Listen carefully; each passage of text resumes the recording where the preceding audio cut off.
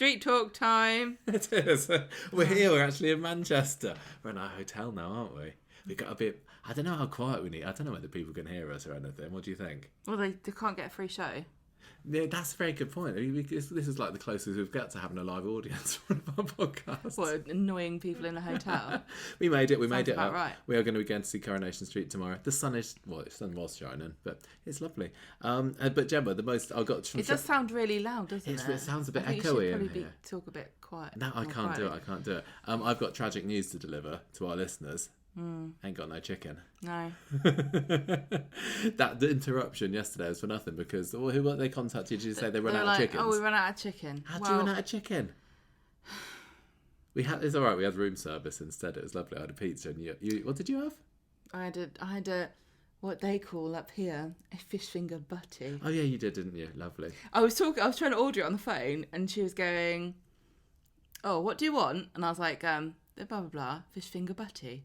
And she was like, "A what?" I was like, "Fish finger butty?" And she's like, "I can't see that." "Oh, fish finger butty. Yeah, I can see it now." I was like, I'm dreadfully sorry. You should have said a fish finger barm cake. I don't speak the language. Well, I'm sure it was delicious. I should have said, "Please, could you get me some cod goujons?" Tell you what, we were watching Coronation Street on a hotel room TV earlier this evening. It's flipping difficult not being able to pause and rewind your telly, isn't it? We got a bit too used to it. Like quite often when we're watching it back at home, it's like, what did they say then? Don't know. Rewind it better. But I mean, we had to. I don't know whether we got everything that happened today, but we'll do our best. I know, but what's our usual excuse? I don't know, but at least we got one for Got an today. alibi this time. We were eating our room service and couldn't pause with the telly. It's like anything could have happened tonight. We could have missed it. It's way too expensive. This is the trouble. This is why I wanted to get the chicken, because it was supposed to be like £8. I know. Right. I just spent £8 on fish fingers in some bread. we might want to make this a relatively short one, but we'll see how we get on. We got 8 stories to talk about today. There was an awful lot that was packed in this week, starting with the explicit consent warning story, and then Gemma has finally won and got me to change the original storyline for the Paul title. I've just got it as Poor Paulie Paul now because he's dead poorly, isn't he?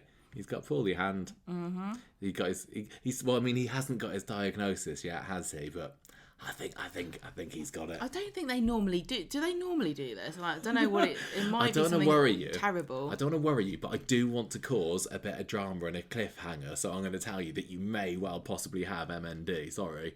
And then, well, we'll talk about that in a bit because that was pretty tragic, wasn't it? The storyline where Miley is getting all this time with Jackson Faye is getting all the time with Jackson and Miley. I'm calling it the Hodgehog storyline. Because she's hogging the hogs. I mean, no, she's hogging the hodges, isn't she? So Hodgehog is next. Then we got a bit more of the Lord of the Underworld, and he was certainly making full use of his powers today, wasn't he, over Michael? He was lording it over him for sure. We've got the Damon drink story returned. There was no drinking involved in this, but I haven't got a new story title for that. We had a bit more of Dimbo Italiano, and then Glenda's pal Estelle. It's the best storyline title I could come up with that in about the half an hour since the episode ended. And sad, the Kill Bill story returned for about 2 scenes on Monday, and I got thoughts about that, I tell you. So Gemma, you want to talk about? I'm just trying to. I'm not even meaning to, but I'm just getting quieter and quieter. Is that okay? Mm-hmm. You want to talk about the explicit consent warning because you have thoughts about this, don't you? I don't have any thoughts about anything. You have many anymore. thoughts. Gemma is tired today. I am so tired. We've been sitting in the car all day, but I'm sure you'll get warmed up. So what's been going on with Amy this week? Because last week we left it with Tracy doing her shady poster printing, didn't she, in the flower shop? Yeah, it was a secret for about 5 minutes. So on Monday, when everyone wakes up, it's like sexual assault Christmas. Because there are posters about rape all over the street. Nobody saw them when they went to bed. No, they've just popped up overnight like magic. Tracy's put one. She's been hard at it, hasn't she, Tracy? Is that the right phrase to Tracy's use in this put story? one on number 1 because she wants to put people off the scent. Again, she's like, nobody would put this on their own house. Steve and Tyrone are talking about these posters at the bus stop, and Tyrone's like, if someone's done that to my daughter, I'd kill him. Oh, should we remind everyone what they say? It's like the posters are saying something about rapes are barely investigated and tell your MP police don't care, basically. Yeah, basically. Who's the MP? don't tell Maria. She's the counsellor. She didn't care. She's too busy saving the planet. She's at like, the moment. I don't know what that's got to do with recycling, Tracy. So Tyrone's giving Steve ideas about his duty as a father. Steve wants to go and kill him. You're not allowed to. He wants to be the second Stephen murderer on the street this year. Yeah, well, they do have a bond, don't they? Yeah. The Steves. Aaron sees the posters and he rips them down angrily. And they're this all up was over the garage, aren't they? a point of contention, apparently, because other people. I didn't watch the scene again, but to me, he just did look anguished. No. But everybody else thinks he looked elated. Well, I said this to you when we were watching it. it. No, you did. There was a scene where he kind of takes the poster down dramatically and then just kind of looks out towards maybe number 1, I guess. And he looked kind of happy about it. He didn't. It's just his face. He's so handsome. He just looks... It just sparkles no matter what expression he's pulling. Yeah, in the forest. He wasn't supposed to be looking happy, so. In the forest, Abby, Peter and I Mary... said the forest. They're talking about who put the posters up.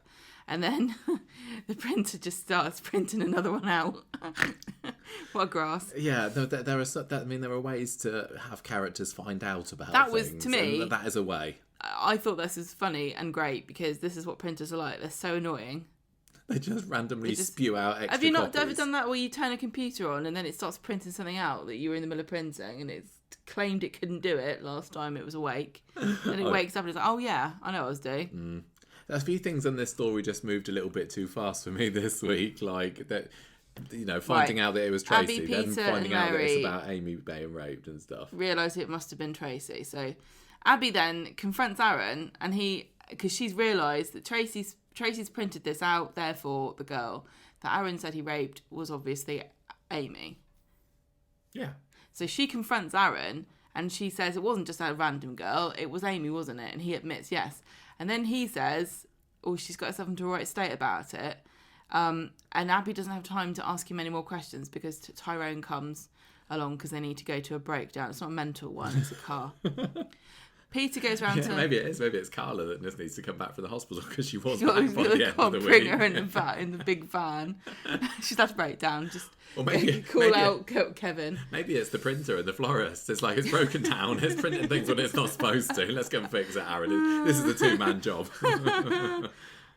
We're on a really wobbly desk and I keep in danger of the...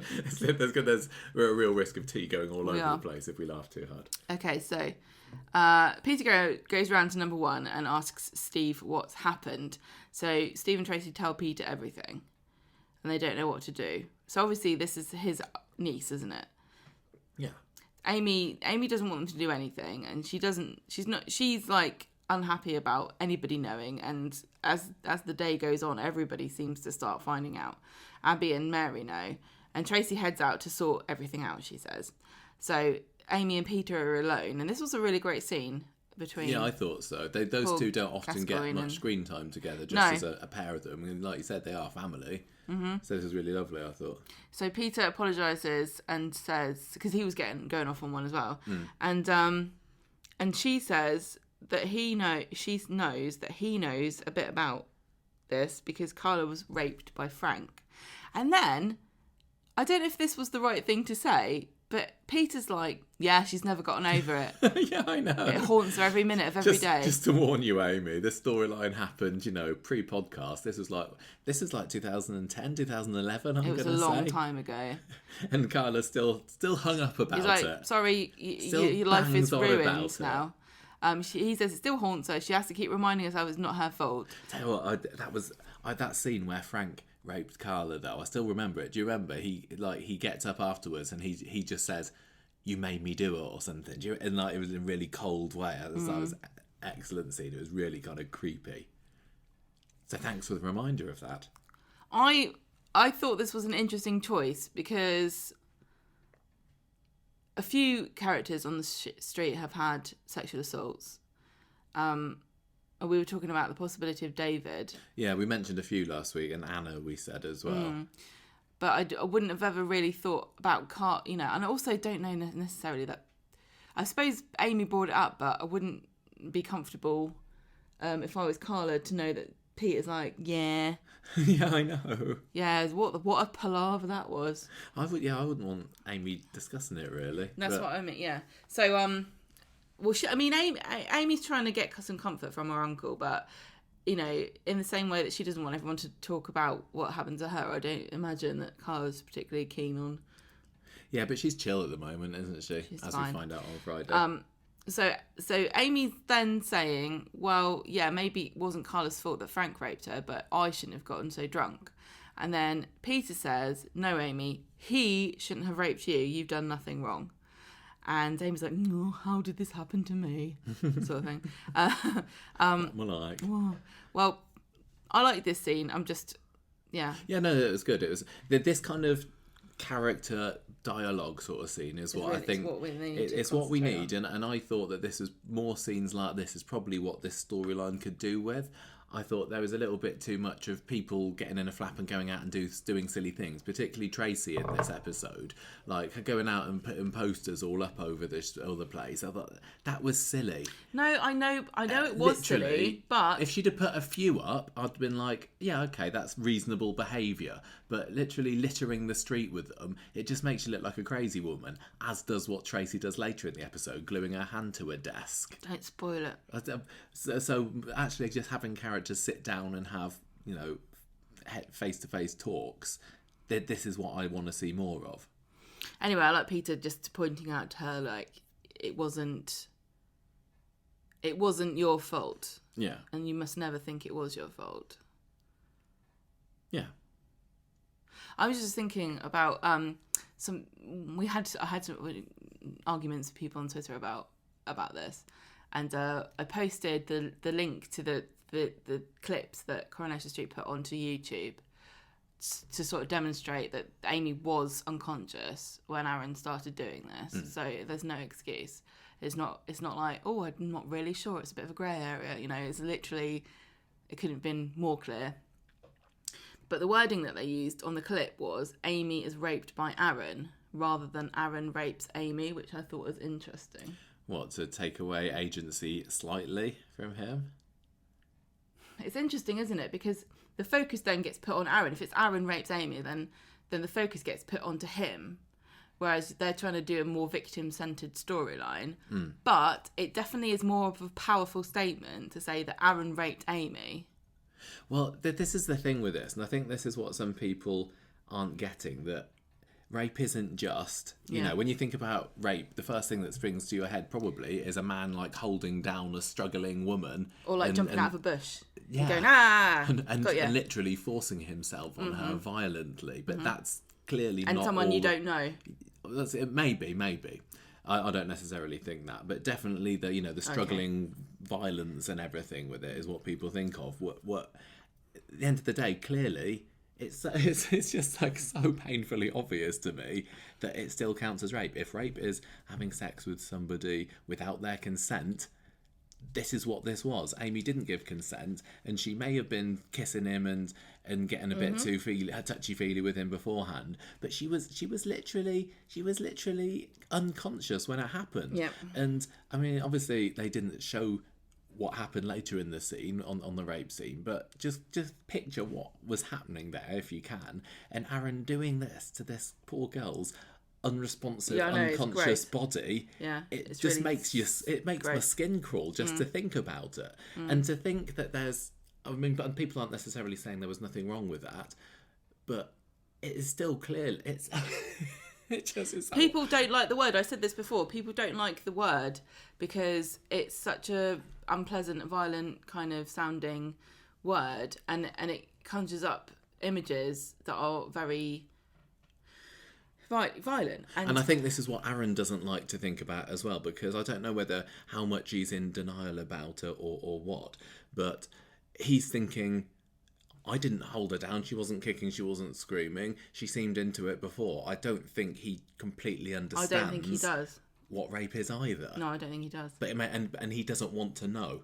He doesn't want to own up to the fact. So he's kind of happy with the idea that, oh yeah, well, she was kind of up for it. It's not rape. Yeah, he clearly knows she wasn't conscious. I don't know. He was very, very drunk as well. Not that that gives him an excuse or anything. And this is where it's a really difficult area but I don't know what he remembers. Tell you what, he needs to have a flashback dream sequence, doesn't he? Because that worked wonders for Amy on Wednesday's episode.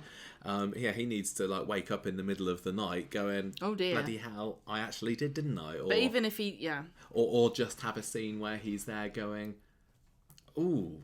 I don't know. Now, I know we talk a little bit this because we've already recorded the feedback section for this episode, haven't we? And we talk more about this, so sorry if we're repeating stuff that we've said earlier. I can't remember.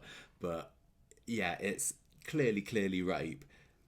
We won't be repeating stuff we said earlier. We'll be saying stuff we've already said, but you haven't heard it yet. This is the first time, unless you skipped this is like this episode is like one of those time travel movies where you're not really sure whether it makes sense, but it happens. So I'm you've got to deal with it. I'm just fingers crossed that this is going to all make sense when I put it together in the morning, because I'm not listening to the whole thing. I'm not listening to 3 hours of podcast before I publish it. Glue it together, out you go onto the internet. It's going to be like Inception. Anyway, so. You're just going to have to watch, you just have to listen, be impressed, and then not think about whether it makes sense. Yeah, as long as you're impressed. That's the main thing. And there is somebody who looks a bit like Robert Pattinson in it. So. Anyway, back to the show. What happens next? Well, Amy's just explaining to Peter that she really doesn't know how she's got into this situation. Yes. Tracy goes to Adam and asks him for advice. And he says, well, if the CPS is not going to do anything, they're not going to do anything. They haven't got any evidence. Adam is like the spoil sport of things, isn't he? Like, oh, sorry, Daisy. Well, that Justin's not actually done any crime, so the police can't do anything about it. Oh, sorry, Tracy. Well, the police haven't got evidence that he raped her, so you'll just have to give up. He's not wrong, but he doesn't need to be so cavalier about it. He's just so black and white about it, isn't he? Well, it's true. I mean, it's. I wish people would listen to what he's saying, because it's a fact. Instead of getting mad about him saying it, it's like, well, sorry, that's the truth. But it is like I was saying about last week, just making the Weatherfield police, or maybe the police in general, I don't know, look like they're not doing their jobs right. Or it doesn't to me seem like that. It just seems like, well, what's the solution? Come up with a solution then. I want to talk later because I saw a very good thread on Reddit about this. Okay. So anyway, Adam says tough luck. Abby has finally got a chance to talk to Aaron again, and he's like, she's saying, I can't believe you lied to me, and he's like, no, I didn't lie, I just didn't, and I'm not a rapist, I didn't do it. So, Tracy goes to the police station and she's talking to Swain and she's demanding answers, and she super glues herself to the desk. I'm surprised she didn't throw tomato soup, because it's one of the two. I'm just shaking my head at this. This is exactly what I mean about characters doing silly things in a story that's supposed to be proper serious, and it mostly is. But who is this helping? She's not trying. She's out of control because she can't do anything. I get that, but I just don't think that any sane person thinks that this is going to help. Well, the thing about this is that it's Coronation Street showing through actions a character's emotional turmoil, which you don't really need to do. You've got really good writers, you've got really good actors, you've got an audience that is, primed for these kind of things. This is the sort of stuff that Coronation Street viewers like, watching really emotional, heartfelt scenes from long-term characters about very emotional situations. This would have been a great, this didn't need to be a physical demonstration of Tracy losing her mind over her inability to do anything. It doesn't. She could have just done a real, proper emotional plea to Swain in a room on her own, and that would have done a lot better. It's easier, and it's a bit more exciting and visually exciting. Well, that's the thing, isn't it? It's like, what can we make Tracy do? I know, wouldn't it be funny if, or wouldn't it be interesting? And I know yes, maybe, but for me, it didn't work. Swain's like, again, I don't know if you saw the scene with Adam in it, but we don't have enough evidence for CPS. Where's CPS, hey? Where are they? They're too busy sorting out Justin. CPS is like the Ofsted of police. Like, they're useless and they just ruin everything. Yeah. So, Tracy calls Daniel and asks for a favour. We do get to find out what that is later. Meanwhile, Abby is chatting with Aaron around the back of 13 because he's staying with her while Kevin's in Germany. And she's feeling sorry for him. And then Tyrone pops around and he says, don't come into work because of all the rape. Well, he's like, look, it's probably a good idea not to come in because I've known the McDonald's for ages and I really don't know. We need to sort this out, And Aaron's like, I didn't do it. This isn't right. Abby believes me. I didn't do it. And Tyrone's like, don't know. He's... What would you do if you're him? I'd probably be feeling just as awkward as him as well. One thing that really frustrates me about some people on Twitter and social media is the way that they expect characters to react to things as though they know what we as viewers know. Tyrone doesn't know what happened. No. I would be the same as him. I'd be like, I don't know what to do in this situation. Like, I would never think you would do this, Aaron, but I also would never think Amy would lie about it. No, I mean, and I don't know how well he does know Amy. Yeah, he's been friends with Steve for a long time, but has his paths crossed with Amy much? Probably not. But he has been working very closely with Aaron for the past, however long it's been, 6 months, let's say. And so you probably would be more likely to believe your colleague and mate. Well, people like to fantasize about the idea that women make up accusations of rape for fun and larks, and it happens all the time. But people also like to say, well, obviously I know what I'd do. I'd side with the side for right. I know. I hate that. As an omniscient viewer, you wouldn't know. There is a bit of a benefit of that, isn't there? And obviously, false accusations are terrible. And if you've listened to this podcast for a long time, you'll know my thoughts on this from personal experience. So when I say things about this storyline, it's coming from a place of that. I understand that, but I also am sick and tired of hearing, and it's not just men, it's women too, going, well, these, what these girls are like. Yeah. Oh, these women are like it's not fun and games. And even if I just don't understand why people think it's like a magical door that opens to a world of fun and happiness to accuse somebody of raping you. No, when they didn't. I know. So anyway, Daniel calls Steve and tells him Tracy's glued herself to the police station. I mean, for goodness sake, at one point she didn't want to go anywhere near it because they were having her for murder, and now you can't get her out of the place. I'm surprised that they didn't the police didn't go, aren't you the one? Yeah. Because they know that she did it. Everyone knows she did it. She got kicked. She got let out because the evidence wasn't collected literally, correctly. So they all know she does it and she's admitted so it. When and Swain's makes a bit of a joke of it. When Swain's like, oh, you're CPS, she should be like, yeah, you know the system. You know how to game the system. Why don't you try again this time? So anyway, yeah, then we did. This is where we get to find out the station. What Daniel's real favour was. Amy and Steve turn up at the station, and they can't believe what she's done. And then a Gazette reporter turns up, and it's isn't it the real life daughter of? I think it was. Dr. I can't Gaddis. remember what she looks like, but she was making a few appearances last year or the year before, wasn't she? Well, she was been I'm in a going to bit say this it was week. her. And it looks like Daniel's put her in touch with Tracy so that she can do an anonymous interview about this situation.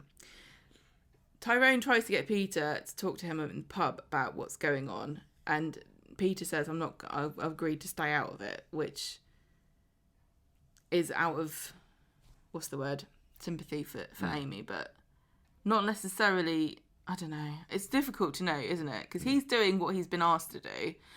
Tracy's not. But maybe if I was, if Peter said something to Tyrone, I think she's telling the truth. Yeah. She's devastated. Peter and Steve and Tyrone, I suppose, I mean, actually, all men on the street have thrown the odd punch when they've got riled up about something. So Peter is probably there just desperate to go and give Aaron a good leather in. So I think, yeah, it's good for him that he's not doing that. But I do wonder whether, he's going to be able to restrain himself for long. Someone's got to punch Aaron in the face. They can't. That's the thing. They can't reach. Punch him in the stomach. Back Or between the legs. Okay. That'd do it. Back at number 1, Amy overhears Tracy and Steve talking about the fact that they don't like seeing her so upset. She's sitting on the stairs, isn't she? Yes. And Tracy says, I just wanted to do something to sort of help her. Then a card comes through the letterbox, and it's a note that says, "Hi, Amy, feel free to call me anytime." Tracy rushes outside to see it's the journalist, and they said, "Don't ever talk to us again. We don't want to talk about it." Amy comes downstairs and tells Steve and Tracy that this was interesting. She says, "I actually think I've got it wrong. Yes. I overreacted. I don't think it was as bad as I said. It was just a mistake. It's just something I regret. It wasn't rape. I've realised. I feel really bad. I can cope with this. I don't want to talk about it anymore." Yeah, so this is just her way of trying to make it all stop, isn't it? By, lying about what happened, making it herself look bad. Yeah, she doesn't believe what she's saying. No. Yeah, just to be clear, I think it's obvious, but I also think a lot of things are obvious. She'd like it to be true what she's saying, and I almost think she's trying to convince herself. She's trying to convince herself, I mean, and that's another thing I've seen on Twitter, like, a lot of women like, oh, who hasn't had a night they regret with a bloke, or they can't really remember, or, whatever. And I'm thinking, you're just in denial about what's happened to you. That's fine for you. And I just want to point out, there's loads of women going, oh, she shouldn't have got drunk, or I wouldn't have minded myself. I don't see why she's making a big deal. She wanted to sleep with him anyway. Does it matter if she's awake or not? I wouldn't mind. I wouldn't have minded. You can't consent for other people. You, as a woman, do not give consent for other women. Only the person in the bed can give consent. Stop trying to tell other women how to feel about things. It just really boggles my mind. It doesn't boggle my mind. Clearly a rape story. It doesn't boggle my mind. Misogyny from women is just as bad, if not worse, as it is from men at times. Anyway, on Wednesday, Amy's skipping breakfast. She wants to go out. She gets panicky and she goes outside and she comes back in again. Ardy, I don't know where this is, but he asks, maybe she's in the shop. outside the shop. Yeah. Ardy asks Tracy how Amy's doing, and Tracy says, "Why don't you go around and ask her?" And then he goes, and Abby overhears. Oh no, this is in the cafe, wasn't it? Yes. So you guys don't remember how the cafe has got that little barrier in front of the door. So very good for overhearing parts of conversations. Abby and Tracy. No, listen. Tracy and Adam are talking. Yeah. Abby comes in, but she doesn't come all the way in. She hears what they're saying. Yeah. And Tracy says, Amy's saying something different about what happened last night. She's saying that it was all just a big misunderstanding and a mistake. And then Abby's like, haha. That's leaves. all I need to hear. And then Tracy says, but I think she's lying. And that's the bit that she doesn't hear. Abby goes and tells Aaron that Amy's saying that it didn't happen anymore. And they're like, brilliant, this is great. And they're both really elated, like, thank goodness. Yeah. Not in a ha-ha-ha. I mean, Aaron may well be doing it in a ha-ha-ha. I don't think he gets what's happened. It doesn't mean... And that doesn't mean that I think he didn't do it, or that it's any less of a bad situation, or that the crime is any different. But I'm going to point out it's perfectly possible that he just doesn't understand, just like many people on Twitter don't seem to understand. He doesn't understand, but I think he's conflicted, and I think he kind of, maybe a little bit of him inside thinks he did it. I mean, the fact that he was blatantly lying to, was it Summer last week, about just how up for it Amy was, shows that he's trying to manipulate the situation a little bit. But also part of him thinks that I'm not sure whether I did do it, and just hearing this from Abby is now giving him permission to go, phew, thank goodness, I don't have to worry about this anymore. So they have a hug. It's been made, the decision's been made for me. I didn't rape her. So Ardy then sees Aaron in the street, and he says, "Oh, you're saying Amy was lying, etc. Well, I'm not your friend anymore." And Aaron says, "Well, go talk to Amy about it, because she's saying something completely different, and then you're going to have to apologise to me." So Summer goes round to number 1 to see Amy, and Amy's... This is really funny. Summer comes in, and she's like, "What are you doing?" And she's like, "Well, I was just going to relax And someone's like, oh, great, I'll come and relax. It's like, no, go away. So Amy's about to tell her about what she's saying now when Ardy comes in, and he says, Aaron's just told me that you said it was just a mistake. Why is he saying that?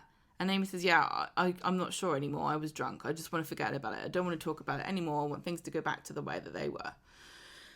And this is when Aaron's like, oh, that's handy, because I wanted to go out to a gig with Aaron. That's when Ardy says that. What did I say? He says Aaron thinks that, yeah. Aaron and Ardy, the double A's. The whole thing is the A team, isn't it? Abby, Ardy and Aaron against the B team, which is the Barlows. Yeah. So he's like, great, I'm going to go to a gig with Aaron. How convenient for Ardy that he's managed to... Well, I know. He was like... very, easily swayed. Yeah, but again, what is he supposed to do? He's like, he literally went and checked with Amy and said, is this true, Amy? And she's like, yeah. And he's like, great, I'm going to go see, I don't know, what's he going to see? I'm going to go see Smash Mouth. What do kids like? Chaz and Dave. Gonna go see one of the Chuckle Brothers.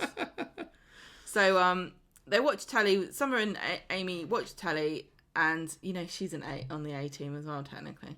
Who is? Amy. Oh yeah. So Amy's like, I just want to forget, and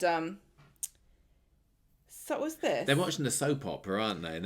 Something like that. They're it's very some meta. kind of soap opera and whatever. Summer's like, oh, Franklin's definitely lying, and that was I think that was supposed to be making us think that she's also saying Aaron's lying as well. I don't know. Or maybe it was like really, really kind of secret message. And when she was saying that Franklin's lying, she's talking about Abby Franklin. That's what I got confused about. Exactly, Abby Webb's. I don't know. Listen. What? I'll tell you what happened next. Oh, thanks. Amy's looking at her phone and she's getting all these pictures of Ardy at the gig with Aaron. Hashtag A-team. And someone's like, well, why isn't he being more considerate? Do you want to talk about this? And Amy says, no, I'm fine. And then someone's like, I know we're in the middle of watching this, but I've got to leave suddenly. And goes, Abby, Aaron and Ardy go to the Rovers later, and Craig and Faye tells him where to go, didn't she, Aaron? Yeah, so they've heard, so much for Amy wanting to keep this anonymous. It pretty much sounds like the whole street's heard about this to-do now. But not to-do? It is such a to-do. But not everybody is... firstly, not everybody's heard the news that Amy's maybe changing her mind now, but also some people who may have heard that news are still very suspicious about it and think that there's something dodgy about Aaron, which is clearly the camp that Faye and Craig are in. I suppose Craig possibly might know about it through the police. I don't know whether, the policemen all get together in the canteen and gossip about which cases that they've been on, and Craig's like, Swain, you had some scenes, what's going on with my neighbours? Let me tell you, Craig. Did my neighbour glue herself to the desk? Craig was probably the one that had to free her later. Probably, yeah. Right, so... Should we get on this one? Faye, offer to tinker. The best he can do. Faye tells her where to go, which I thought was good. That's probably the feistiest she's been for ever. Aaron... What about that time that she whacked Adam on the head? That was pretty feisty, some might say. Then we see Amy, and she's having a dream, and we see some new angles of like Aaron looking sinister. Yeah, it's all a flashback to the night of the rape, wasn't it? And some of it being from Amy's point of view, and seeing Adam and going in for a kiss with Aaron. So that'd be a different story. Going in for a kiss, the bed, and then kind of it ends as she's on the bed, isn't it? And he's there just lifting up her skirt or something, right. And then she kind of wakes up and is like, oh my gosh. She was asleep. I don't know, how much you can trust a dream to tell you that this is exactly what happened, because I don't know about you, but when I dream, I don't always dream about things that exactly happened. Do you ever dream about things that have happened? No, I don't think I do. I never remember my dreams. You're always telling me about weirdo dreams that you have. Although I did dream that I was a Spice Girl last night. Oh yeah, I remember that one. Were you? I told you I don't know. Were you an extra one? I remember my dreams about 5% of the time, and this I remember a tiny snippet. That we were out, we were performing in a stage to one of these big open air shows, and there were like thousands of people on the grass, and I just kind of got quantum leaped into one of the Spice Girls' bodies, and I was like having to dance along to a song, and I didn't know the dance move. So, what an embarrassment that was. Oh, I don't know which one. But it didn't make me think, oh yes, now I remember clearly, I was a Spice Girl once. That is what happens. So I don't know whether this is really It's not supposed to be to make Amy. It's a narrative device, Michael. Unnecessary narrative It device. isn't, because just like Daisy's dream last week. It isn't, because a lot of people obviously didn't watch the clip properly. Can I just suck on an ice cube? Are you Yeah, alright you if can. because I'm getting a bit warm in here. It's hot. We had to turn the fan off. There's a really loud fan. Right, go on. What next? Friday, Tracy's like, Amy, have a takeaway and a movie night with me. Amy says, I'll go get it. So she goes to Speedo to get the takeaway, and she comes out of the loo, and Aaron's there ordering his food. So she runs off, and she's like, in a tizzy. So she goes and gets fish and chips, and she gives this story about, there's a massive queue, so I went to the fish and chip shop instead. And Tracy's putting the stuff out, and then Alia comes to the door and says, here's Amy's takeaway order. She left it in the restaurant. And so Amy says, it was just a mistake. And Tracy's like, not sure if that's true. Yes. Yeah. Sorry, I just had to take the ice cube out of my mouth because I assumed I'm going to need to talk now. So I've got a melting ice cube in my hand. Yeah. How much sympathy do you think that they're trying to get for Aaron at this point? Like, he clearly did something wrong, and Coronation Street isn't trying to make out that he didn't. But do you think that the fact that they're showing him looking a bit sad and anguished, and the fact that he has got people kind of rallying around him, and the fact that Amy's changing the story, are we supposed to be at all thinking, oh, God, poor Aaron, this is a bad situation he's got himself into? I hope not. I mean, I think I do feel sorry for him. It doesn't mean I think he didn't do a bad thing or that he shouldn't be punished. I feel sorry for lots of people that have done horrible things. Yeah. Not Hitler, though. I've been singing. Not Hitler. But but I'm really... talk about people doing things bad. You always go to Hitler, don't you? I know, I always blame him for everything. What a scapegoat. I know. Right, so I'm really realising how important the story is the more I see bad takes of how people are reacting to this. And especially the idea that, because Aaron's really sad about it, he shouldn't be punished or he didn't mean it. Yeah, just because you're sad doesn't mean he didn't do it. And lots of people are sad about wrong things they've done. Yes. It's called having a bit of a conscience. It is. And Aaron isn't, a moustache-twirling supervillain saying, "Waha, I raped you and I'd do it again." Exactly. He's like, he's, probably disgusted with himself. The bit of him that thinks that he did it. Obviously, we said I think there's bits of him that thinks he isn't as bad as he actually is. But yeah, he's sad about it. When the story started, I was really confused about how they're going to end this. And I was thinking, is he going to go to prison? Is he going to leave? What's going to happen? And now I think the ending has to be Aaron admitting he did it. And that's all we need. And I know he should really get punished in some way, but I don't think it's going to happen. I think what we need is for Aaron to say, I know what happened now, and I understand that it was rape. Because a lot of people are not even going to believe it, even if he does say it. They're gonna I think so. Oh, he's just saying that because the show's made him say it. It wasn't really. But it's important for people to understand, and that's the only way that a lot of people are going to get it. I think that he may well confess or admit, or whatever the right word is, that he did it, and then possibly go and try and turn himself in at the police station, and maybe that's the last we'll see of him, because I honestly don't see the character staying in the show after this is all over. Well, and his year-long contract is coming up soon, so I think that I reckon he might just turn himself in, and that's the end of that. And then what we will then see is the reactions to all the characters who had taken his side. Really interesting that the two people that are siding with him at the moment, Abby and Ardy, are both characters that are generally considered, nice people, aren't they? They're the goodies. Yes. I know that Abby's a bit of a junkie and everything. Whatever. But she's also a hero. Whatever. They're both characters that generally the viewers enjoy and support and everything. So it's muddied the waters in a quite nice way. Even the good guys can be fooled. I think it's interesting from a narrative perspective, but I also think it's important because it doesn't demonise the opinion that they have. Yeah. Because this story, Coronation Street's raison d'etre is to entertain people. Don't tell me anything else. That's the point of the show. Well, actually, the point of the show is to get advertising money. But to do that, they have to entertain you. But as a side to that, they can also do some good, like educate people. So is that what they're trying to do here? Because obviously it's needed far more than I ever thought it was. But if you're a viewer and you're watching this going, no, I don't buy it. It's not rape. It's just a stupid mistake. I don't think anyone should be punished. I think it's mean. Poor Aaron. Anyone could have done that. And then you see Abby and who else? Ardy, like, yeah, he didn't do it or whatever. You're like, yeah, that's right. But then eventually these characters are going to realise that he did do it.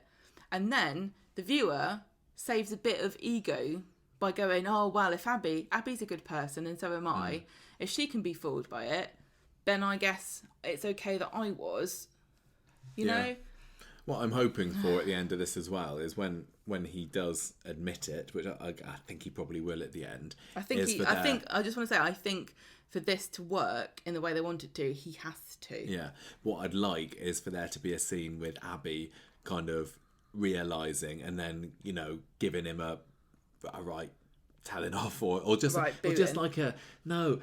she could, because we know that Abby can sometimes get violent, take drugs, do the thing that she shouldn't do and be a bit irresponsible. But I'd quite like her to just wither him with a glance. Do it, but then just give him a great verbal takedown to make him feel utterly ashamed of himself. And Sally Carman, one of the best actresses on the show, is the person that I think that can deliver that. Of course, narratively, it'd make more sense for Amy to be the one that is, you know, proudly says, I've come through this and now I'm victorious. What are you talking about? No, just that at last, you know, vindication for what I've been saying, you know. I don't think she's going to get any victory out of this.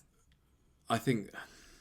Anyway, the thought that people believe her and the fact that she's not going mad, because probably part of her is probably thinking, am I wrong? Maybe I did get it wrong. This is what she was saying on Monday's episode. And I think when she turned around and says, no, I did get it wrong, it was not rape at all, that there she is embellishing it a little bit much and she's just in denial. But I think it's natural. I think she's thinking, you know, if you think to yourself, it could have been rape or it could not have been rape. Yeah. And if it's one or the other, and I can convince myself it wasn't, life would be so much easier. So I'm going to go that way. Yeah, exactly. So I think that when it comes out, she'll be glad that what she initially thought has been confirmed.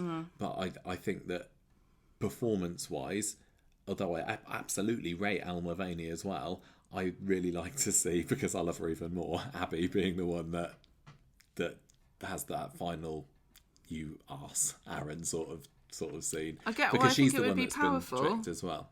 I think it'd be powerful, and I think that, like I said, and unfortunately, people aren't as sympathetic to victims as you would imagine they would be. So I actually think that people wouldn't have their, this is going to sound awful, but I truly believe this is right. People wouldn't have their backs up so much if it wasn't Amy. Because I think a lot of people immediately take against you if you're a woman and you're saying something like this. They immediately want to judge you and and ask all these questions. Whereas if it's Abby saying to Aaron, like, everyone's like, well, she's out of the situation, you know, she's objective, she knows the facts because she wasn't involved. So if she's saying it, it must definitely be true. So I can get behind her better. I wonder whether the fact that Amy is quite a bolshy character in some ways is also maybe getting some people's backs up, and if it was a more, somebody who was just kind of going, well, again, it shouldn't matter, and it doesn't. It shouldn't matter, but to some people it does. Yeah.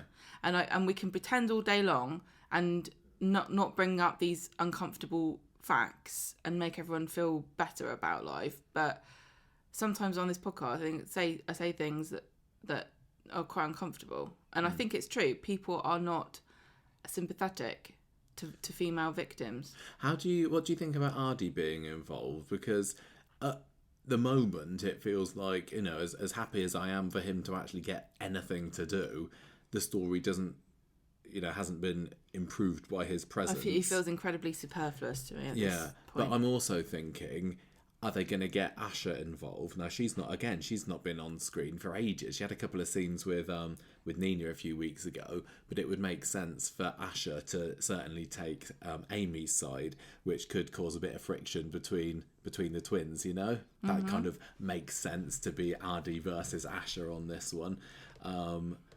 So maybe that's where that's going. I don't know. And obviously, Asha herself has been in a bit of an abusive relationship when she was going out with Corey.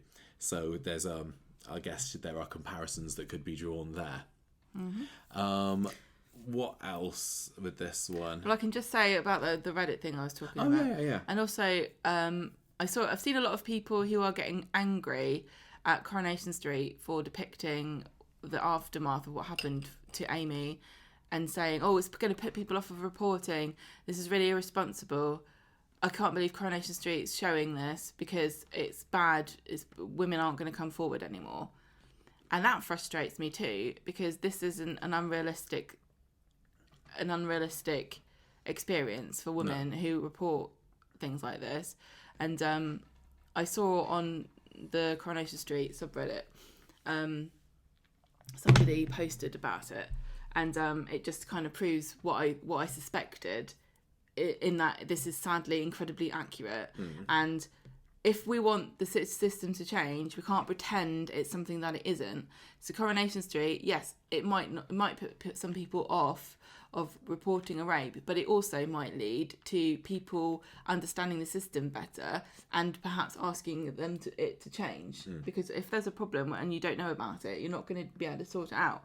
Anyway, this person is called Lollyhole, and they're talking about, they've had they said that they were a victim of domestic violence and rape, and they're talking about the activism that they've done to kind of try to improve the situation, and say about Amy's reporting and how it was very similar to things that happened to them. And I think it's really worth finding this post, because it's really eye-opening, and there are lots of differences obviously in real life to what happened to Amy.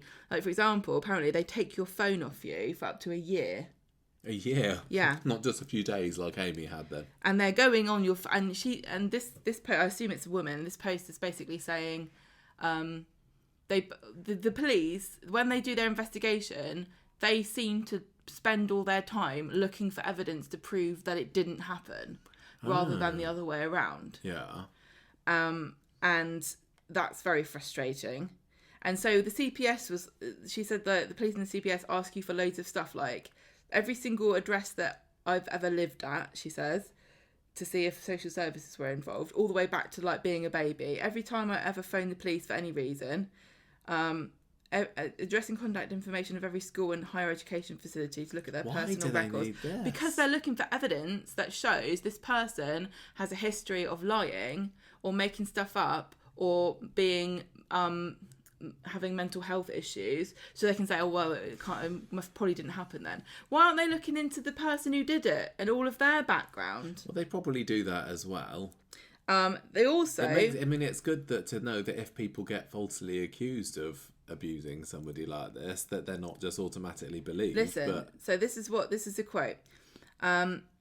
When I asked why they needed all this information, I was told it was so they can get a good judge of my character. The person you accuse of rape will not be asked to hand over this level of data because their character is not in question. Oh. Yeah, see? So this person is saying... What? You're not allowed to talk to a therapist about the rape or the investigation process because your therapist is going to make notes and they could get used for the defence. So if you say, I'm confused about what happened to me, the therapist would then have to tell them this, and then the defence is going to say, well, she doesn't even know what happened, of course. The fact that Amy has told her parents that she doesn't think it's happened, if it ever went to court, that would be used by Aaron to say that she's, well, how can you believe her? Why believe her if she said she did it, that I did it, if she's also said I didn't? That does, to be honest, seem like that could be a scene in the future, couldn't it? I can just imagine Amy there on the stand and then it being asked, so Ms. Barlow, is it true that you told your parents that you weren't actually raped? Well, listen, another thing says, you're not allowed, don't message or write anything to your friends that could be construed as being petty or vengeful, because it will be used against you as proof of your bad intentions. That's nuts. So people are, I mean, Peter, I've been saying that this programme has been making the police to be completely uncaring and unsympathetic and a bit useless, but it seems like they didn't go as far as they could have done by... Exactly. And according there's to this another one person's here. experience. People, even if you have evidence, don't expect this to make your case any stronger. I had text messages from my rapist admitting what he did and saying sorry for it. People I know have had multiple witnesses in the room with them when they were raped, and the CPS still said there was not enough evidence. And this is why, 5% of rape accusations get upheld? This is why it frustrates me when you hear people on the internet going, oh, well, the conviction for rape is so low, it's always false accusations, women are always saying it. It's not as much of a problem with rape as women like to say, because the conviction rate is so low. This here, she's talking about... The hoops that you have to jump through. She's talking about how long it takes, and it takes years sometimes. Wow. And but one thing I want to say that was good about this post that I liked was this person said that you should get an independent sexual violence advisor, which is what the police are supposed to let you know that you're allowed to have, but they don't often tell you.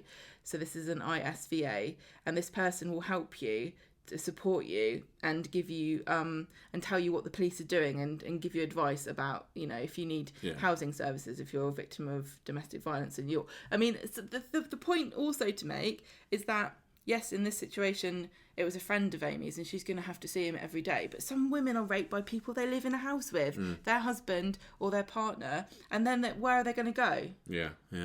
And their phone's been taken off of them for up to a year. There's something that doesn't sound right about that. I'd like to think that the Coronation Street story could shine a light on it and maybe cause change, but I don't think it has the power to do things like that, unfortunately. So I would really, really urge everybody to go onto it's our Coronation Street on Reddit, and read this post, because there's so much stuff in here, and there's advice here to help you too, because it's not a hopeless situation. Yes, it's really difficult and really hard, and if you don't want to put yourself through it, I don't think you should feel bad. I know that people always say, oh, you should go through it because then you're helping other women, and if you don't report it, then it's your fault if they do it to someone else, because you could have stopped them. It's like, well, if it's 3 years, if it's years and years, and your phone, you can't get therapy, you're having flashbacks, you've got PTSD, you can't talk to your friends about it because they're going to use it against you. Who would want to go through that? Yeah. Nobody. But there's advice on there for people if this is a situation you find yourself in. There are things that you can do to help yourself. It's just a shame, and like I said before, if you don't admit or know there's a problem, you can't solve it. So this is step one. This is step one, getting everyone on board with the fact that there's a bloody problem. Yeah, no, I didn't realise just how much of a problem it was. On the whole, would you say you're enjoying this story as bleak as it is? Although like there is the moment of levity with Steve's boob apron. I can't believe he's supporting his daughter who's been raped by wearing an outfit of a sexy boob lady.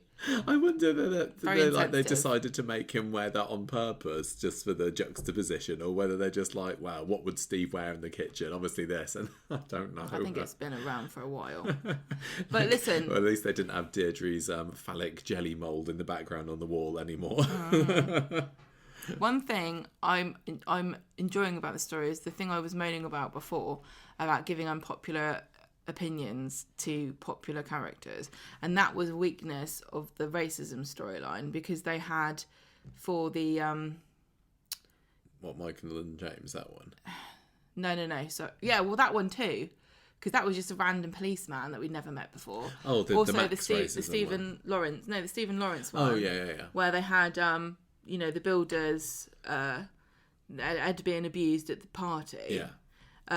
Just a random man brought in because they dare not have anybody do anything unsavoury. But you just know, I mean, we've seen old episodes of Corrie where people are just casually racist out of nowhere. But it makes it more interesting. Not everybody has to be an angel on the street. No. I've got no doubt that Abby and Aaron are going to, be redeemed in the end by, I don't know, kicking Aaron in the teeth or something. But for now... This idea that this group of characters are on two different sides, and there is you know, and it's not really a question of who's good and who's bad here, because I think, lots of people, if they were in Abby's shoes, they would be acting the same way as she does. I'm not going to say I wouldn't. I would be completely on Aaron's side, and I think I would probably be quite horrible to Amy. Yeah. But what are you supposed to do? Shall we move on to another kind of sad, tragic story with bleakness and wibbly wobbly camera effects? The Paul story this week. So, beginning of the week, he's telling Billy that he's going to ask Dee Dee for more days' work at the solicitor's office because he's still got these money issues. They're not going away. He's quite a lot in debt at this point, so he wants to do more days filing at the office. But isn't it ironic that on Monday he starts off doing legal work for people who are involved in the justice system, and by the end of the week, he's the one on the other side of the law. He's not happy when he finds out, though, when he goes to the office via Adam, that Dee Dee is the one who's bankrolling him working there. It's not even. Dee Dee's loaded. I know. Why? Dee Dee's just like throwing money left, right, and centre. Like, I'll pay for your rent. I'll employ you. Why is she living in this dodgy tiny flat above a corner shop when she's clearly loaded? Because this is why you look after the pennies and the pounds look after themselves. That's a very good point. Anyway, so in the pub later, Paul says to Dee Dee, "Look, I know that you're paying for my job. I'm not going to take money off you anymore." Why? Like, don't look a gift horse in the mouth again, Paul. Back at the flat, Dee Dee's trying to explain to him, "Look, you've been great to me since I've been back in the country. Just trying to repay the favour." And he says, "Well, no, you know me, I'm a martyr. I need to move out." And she's like, "Well, okay then, but at least we can still be friends." So this is all kind of contrived in a way so that he and Billy can now be moving together. And they're all very happy with this new living situation, and I'm sure Summit is too. So Wednesday is when it all hits the fan for Paul, because he's got this box with all his worldly goods in from the shop flat. He does the classic Coronation Street thing of like, "Oh, I'm moving, I'm going to carry all my things, here it is in just the box." Yeah, and you can tell he's moving house and not been fired because there wasn't a plant. Yeah, no plant in there. You're right. Yeah. So anyway, the subject of his debts comes up yet again with Dee Dee, and he says, "Look, I can cope with an angry letter if it means that Gemma isn't freezing." And again, I'm just like, bloody hell, Paul, do you halo there? You're such an arse. I know I am, and with what happens later on, I do feel sorry for him. Utterly, dreadful for what the diagnosis that he gets, or the prognosis, or whatever the word is. I don't remember the way, but they really are making him into being a bit too martyrish about it, honestly. He's all kind of chirpy, and then when she leaves, he's like, "Oh my gosh, it's really taking it out of me being such a do-gooder." Shut up. It's because you can't conceive of doing anything nice for somebody who isn't you. I'm a lovely person. I wouldn't give my sister any money. I just think that sometimes Coronation Street, they want to make a viewer think, "Oh, isn't that a nice person? Oh, isn't it bad that something bad's happening to them? So we're going to make them like really, really unreasonably nice." They didn't do that to Evelyn. No, so look at this old bag, and look, her dog's dead. How about that? I think it's mostly Paul, and it's because when he came in, I'm sure for the first week or so, he was a bit of a dodgy guy. Didn't he pick up £5 off the floor or something? I know that his entrance story was Gemma took against him, didn't she? She was like, do you remember? She was like saying, "What are you doing around here? I don't want anything to do with you anymore." And I think that just planted something in my brain that he's a wrong un. And obviously the previous year he'd been in jail with David. And even though it later came out that the reason that he was in jail was he covering for Gemma or something like this. I still can't get it into my head. Like, no, he's a wrong un, really. It's funny how some things just stick in your mind. It really does. With some characters, you're like, I had one thought and I will never change my mind. And other characters is like, "Do you remember when they were a murderous drug addict? Yeah, that was really funny." Like them now. There's all right, reasonably, we get it. Really like Paul, but there's just something about him that irks me. Well, I hope you're happy this week. No, it's tragic. Anyway, Summer finds out that this is when she finds out that Paul's back home, so she's thrilled with this, that they're all back together again, and she's probably hearing wedding bells and all that. But Billy's worried. Picking out some nice bridal dungaree. Billy gets worried when she says that she saw Paul struggling with boxes for a little bit earlier, and obviously we know that it's his dodgy hand, but Billy thinks that he's... What does he think? I've just eaten an ice cube. Sorry, I didn't know. By the end of the week... We're just sucking on ice cubes. He thinks he's got a drinking problem, which I don't know where this has come from, because he didn't have one before. Well, you know, he's an ex-con, isn't he? Probably a massive alky as well. I think Billy's just projecting. Yeah, I think you're right. We're all addicts around here. What was he on? Heroin? Yeah. Are you on heroin?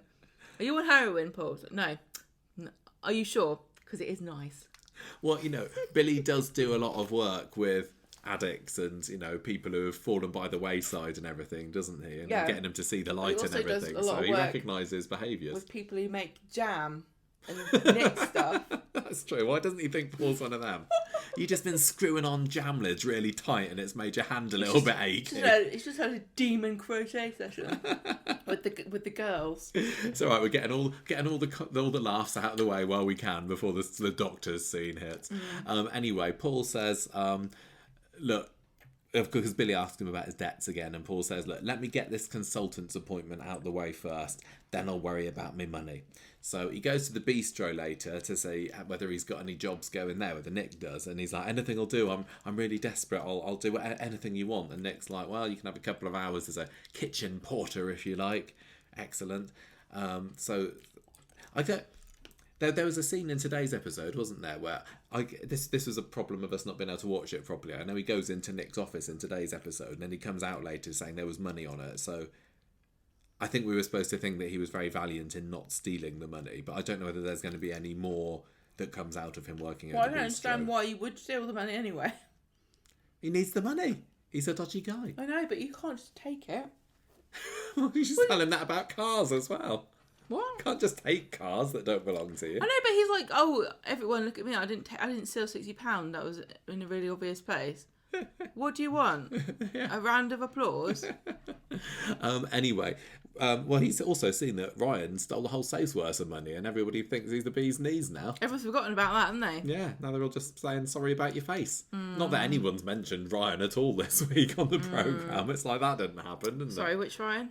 Oh, no, actually, no. I tell a lie. Carla did say that she's come out of Carla's hospital to support Ryan. To support Ryan. You're like, Carla, where is Ryan? I don't know. No Ryan, no Daisy. We haven't seen anything of bloody Jenny since the wedding, so I don't know what's going on with that. Block storytelling, eh? Deeply upset because her outfit, nobody cared. For nothing, yeah. She was hoping to get some really nice photos of that hat. Yeah. Anyway, there'll be another chance. Is it a faux pas to like wear the same outfit?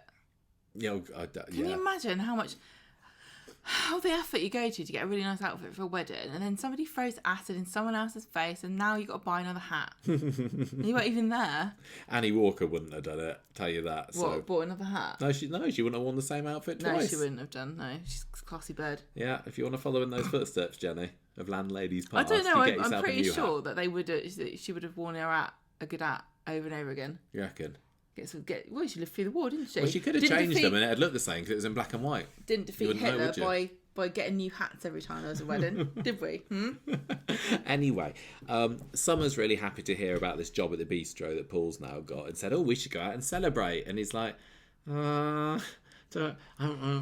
obviously hasn't got the money for this, but of course, this is Paul. So by the end of the scene, he's offering to buy her like a 3-course meal. He's such an idiot. Why doesn't he just say, I don't understand as well, why don't you just come around and we watch a film? I know. We'll have a cup of tea or anyway, something. she kind of skips off and then he ends up going, oh, I shouldn't have done that. Oh, well. At least she thinks I'm nice. I should have stolen that money. So he goes to the hospitals later, and before he gets called in to see the consultant, he's having this worried sounding phone call with the loan people just to remind us, as if we needed to be told that he is in serious debt here. And then we get this consultant scene. So she still can't say for sure what's wrong with him. She needs to speak to an expert colleague, but just to get you worried a little bit. Yeah. You might have limb onset motor neurone disease. Yeah. And she explains the symptoms and it all sounds pretty nasty. So This is, the most famous motor neurone disease sufferer, I guess, was Stephen Hawking, wasn't it? Yeah. And he lived for... Is that what he had? Yeah. I know he had motor neurone disease, but was it... Oh, I don't know whether it was limb onset motor neurone disease, but so this is a condition where you just gradually lose all, use of your limbs. You can't move, basically, by the end of your life, which, as the consultant here said, 3 years if you're lucky. You can't do anything. You need to be fed. You can't even breathe unsupported. It just sounds awful. Just to say, Americans or abroad people might know this better as ALS. Oh, okay. Because there was ALS challenge, remember? Was that the ice bucket challenge? I think so. Okay. And it's also called Lou Gehrig's disease. Okay. So that's all the same thing. The thought of this happening to you. It's horrible. It's terrifying. And knowing there's nothing that you can do about it. I mean, as I say, it's horrible. It's horrible. I can't think of anything. I can't even imagine. No. And you would never... No escape. You would never sort of go, oh, hand hurts. Oh, I hope I don't have... No, you wouldn't. You would never imagine this was... And he's told, there's nothing you can do to cure it. If this is what you've got, and, we are going on at the moment, the way that Corrie are presenting this, he's not been told that he's got it, but, it really, really sounds like he's got it. Oh, gosh. I can't... It's horrible. I can't even... No, I don't... It's... Because I'm a massive hypochondriac about things anyway. Oh, yeah, right. And I worry about things that even then I've got no symptoms at all. But just to know that you were being... No, it's not... No, I'm just saying. I'm just trying to empathise, and I know I'm not very good with that. You're making it sound like if I was in Paul's shoes here... I'm worried I've got it. No, I'm not. Good. I'm just saying if I was in... he's handling it remarkably well, to be honest. So he says... I think I'd go mad. I can't... Well, yeah. With it, he gets his tragic soap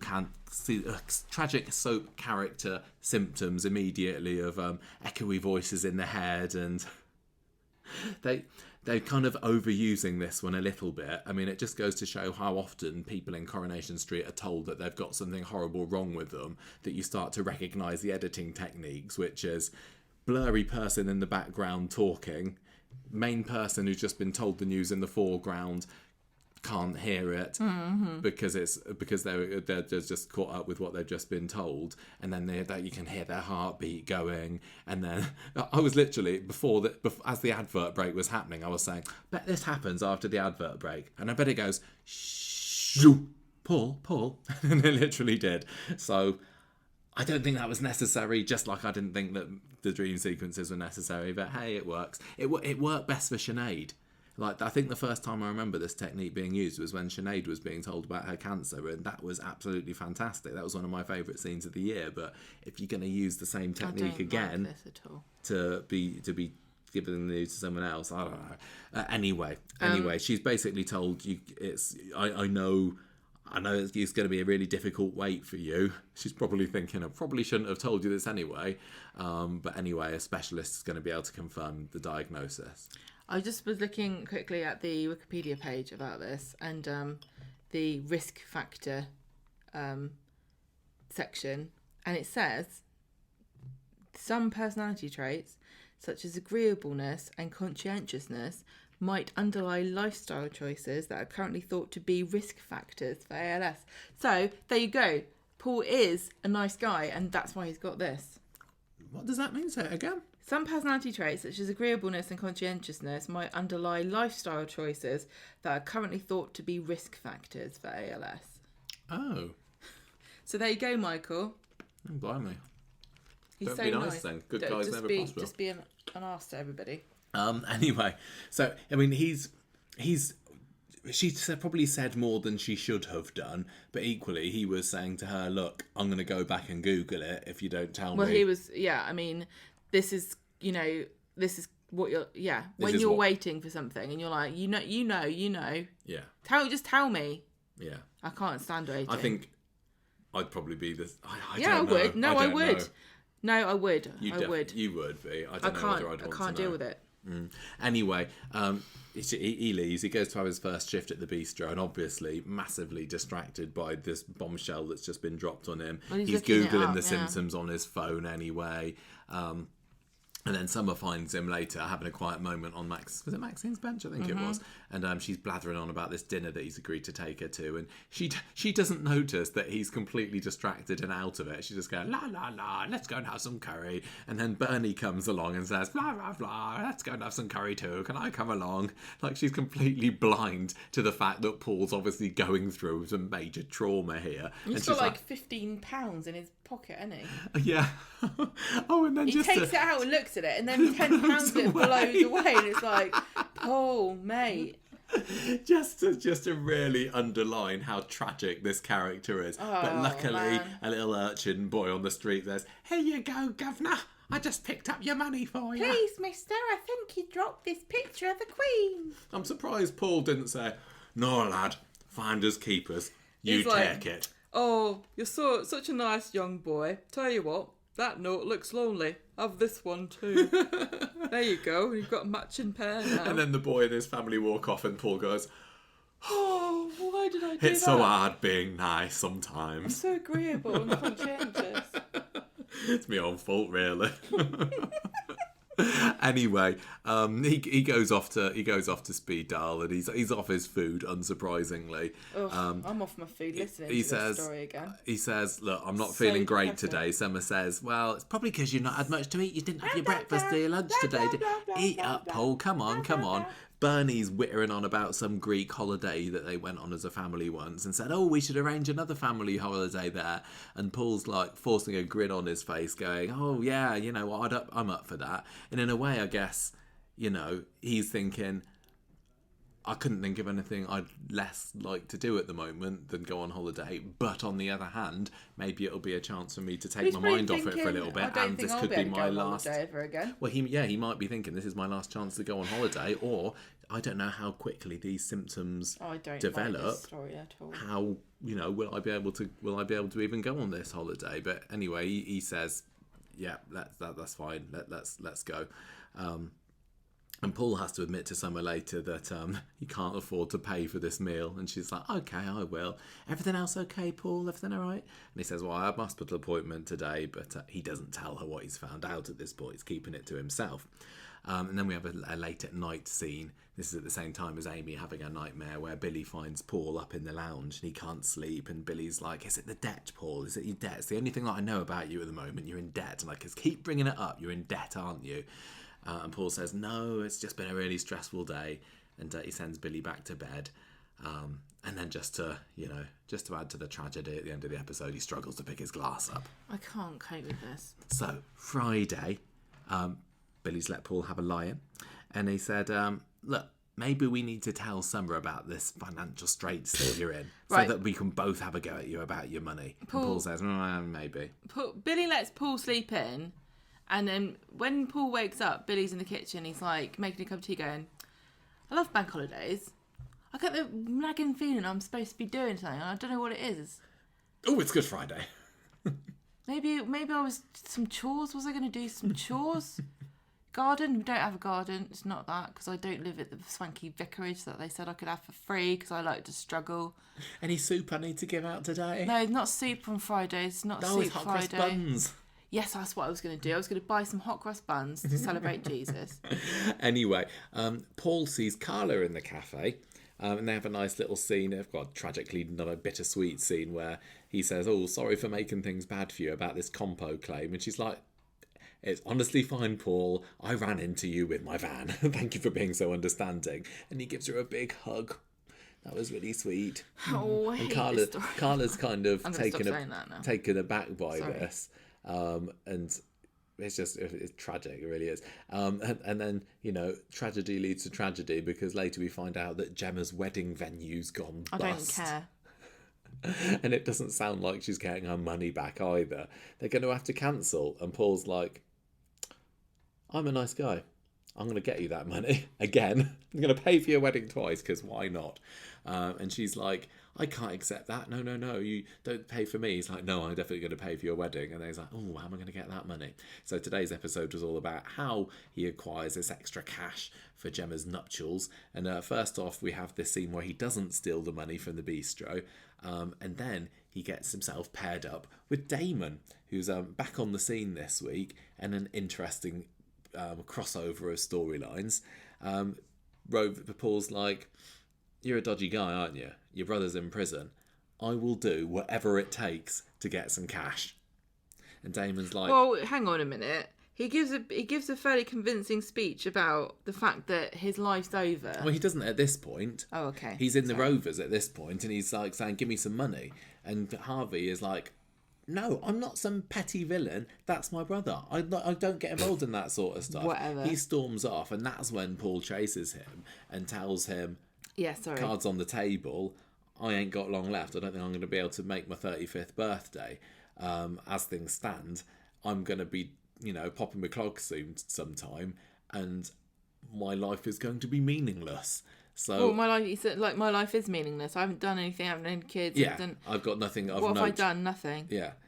So the least that I can do is give Gemma a banging wedding. The least I can do is ensure that two characters that nobody really likes as a couple have a really good wedding, and just hope that they don't get divorced in about 2 years' time. But I guess it's going to be inevitable because this is a soap. God, can you picture how tragic this wedding's going to be? I hope they get married soon. Do you think they're going to know when they're getting married that this is? I don't know. He's going to let everybody have a nice party. I'm partly thinking that he's going to be there just looking tragic at the top table, or maybe he'll be in a wheelchair or something at that point, and it'll just be a happy but tragic day. Maybe he'll just die on their wedding day. Yeah, why or not? he'll just take some massive downturn in his health. I don't know, but fun, wouldn't it? But what I'd kind of like for it to be, especially as it's Gemma's wedding, right? Let's just have a really lovely party. Let's have it be a nice, joyous occasion. And let Chesney be the one that maybe brings it down. But honestly, I'd really like it to be just a lovely day and not have the Paul's tragedy in the background. But there's no helping this. I just feel really sad, and I like for twins when one of them dies, because they're on their birthday they're always going to be sad because their other one's gone. Yeah, well, It's we'll horrible. have that to look forward to in a year's time. When is their birthday? I can't remember. Their birthday is in August, so Ugh, God. yeah, God, maybe you just don't know how long it's going to go, do you? Ugh, it's making me feel like I want to cry. Don't cry. So anyway, Damon, his heartstrings are well and truly tugged by this revelation. I'll help you through the power of crime. The power of crime compels you. So Damon says, look, I know that somebody's doing an insurance scam. You want in on that? And Paul wants the details. Did I fall asleep and miss a whole scene? Because this insurance scam seems to have just been tricking a policeman into changing your tyre. It was stealing a car. I know, but that's all we saw of it. I know. When he said there's this massive insurance scam going on, I was expecting, crime of the century sort of thing. Well, I thought it was going to be like... I thought it was going to be some kind of major underground I thought it was going to be a bit mafia. more white collar than this. Like paperwork and writing checks and bouncing checks and it's actually very easy. And buying a house and saying it's a mansion and it's actually just a terrace and setting it on fire, or you just nick a car. Nick a car from that spot that Seb It's not was really murdered. an insurance scam then, is it? It's just stealing a car. Just let's not be fancy about these things. Yeah, but he's the guy whose car it is. He's claiming on the insurance, isn't he?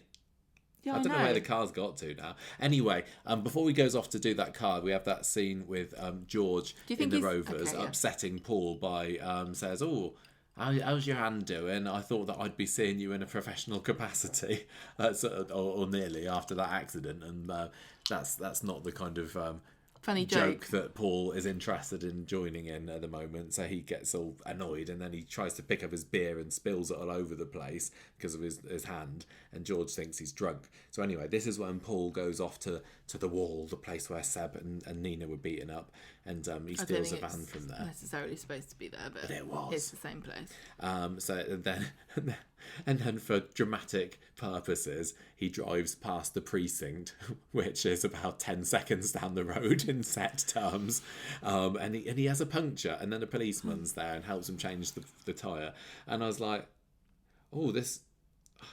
I thought when it was happening, I thought, well, this isn't really necessary, but maybe there'll be some kind of massive consequence. Now he's been caught, and there wasn't. He just literally helped him change the tyre, and off he went. It was a perfect. I don't get it. Cliffhanger for the sake of being a break cliffhanger.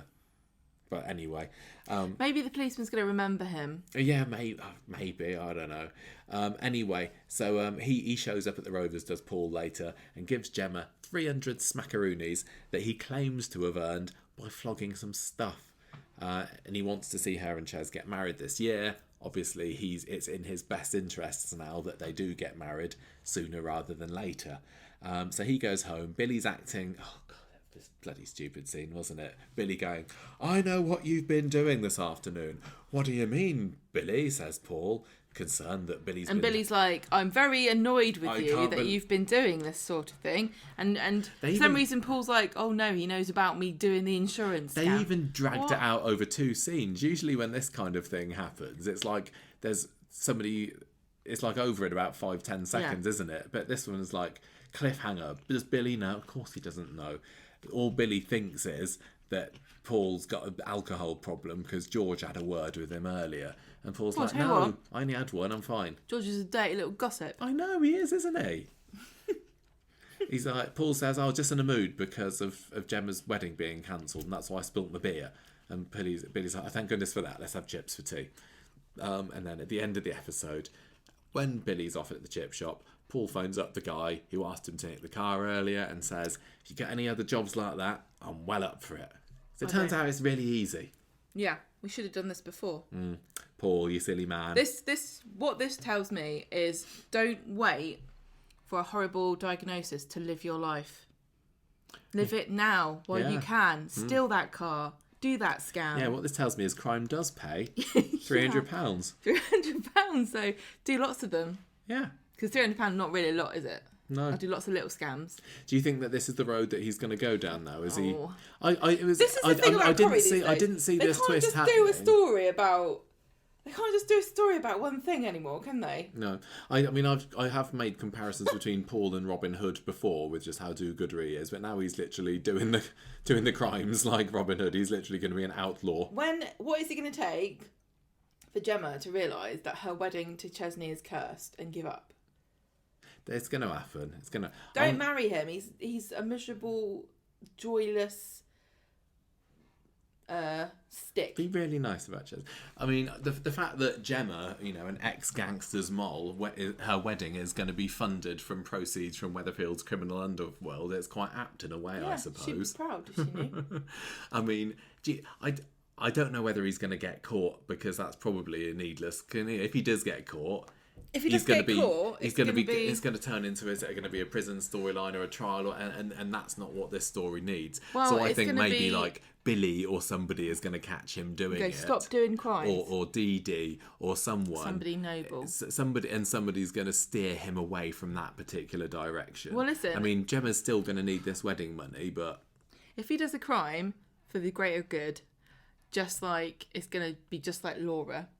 Laura who? Laura Nealon. Where she died of cancer and she said, I done the murders. Oh yeah, that was about a year ago, wasn't it? That old Laura was being tragic. Who's going to crawl all over Paul's body? Gemma, probably. Oh, my twin brother. How about the quads? Oh yeah, that'd be tragic, wouldn't it? Sad children. Yeah, going, Uncle Paul. Oh my gosh. So, we don't like this sort of story, do we? It's very, I just find this relentlessly depressing. It is. It feels too soon since... Mm-hmm. And I went on the Street Talk Shorts this week, I said it barely seemed 5 minutes since Ollie died and since Sinead died as well. But, you know, Laura I'd completely forgotten about was just a year ago. I don't think her storyline was the that, same yeah. sort of It's thing. not like We this. did get to see her deteriorate a bit, but it was more about Kelly than being about Laura. I just it doesn't feel 5 minutes. Hayley was, I mean, that was what, 8-9 years ago maybe, but It's always someone dying of something. do people like this sort of story? I don't know. I mean, is this entertaining? I know, for but I people? can't. We can't be like that about it, because there are loads of people that hate the Stephen storyline, and there are loads of people that don't like. I mean, there are people, a lot of people, listening to this or have watching the show, who have been through what Amy's been through, and they probably, you know, a percentage of them are going to not want to watch that either. I mean, thank goodness we don't know anybody who's, you know, touched by this story in real life. But do people who have, are they glad that it's having awareness raised a bit, or because it is, you know, yet again a condition that I didn't really know anything about. Obviously, I know who Stephen Hawking was, but now my awareness has been erased by it. No, has been raised, not erased. It's not erased. My awareness has been raised. Thank you very much, Coronation Street. I don't need to see it. How long is this going to last? The doctor's saying 50% of people don't make 3 years. Is this really going to go on for 3 years? I can't cope with that. Well, I know, but I am aware of how, what's the word, indulgent and privileged it sounds to complain about having to watch it when people are going through it in real life. Yeah. And I don't want, you know, I understand that you can't turn that off. They can't make it happen too fast, because, I mean, they did with Alma's story. They probably will. And they got a lot of criticism when Alma's cervical cancer was very, very quick. But that was a different situation.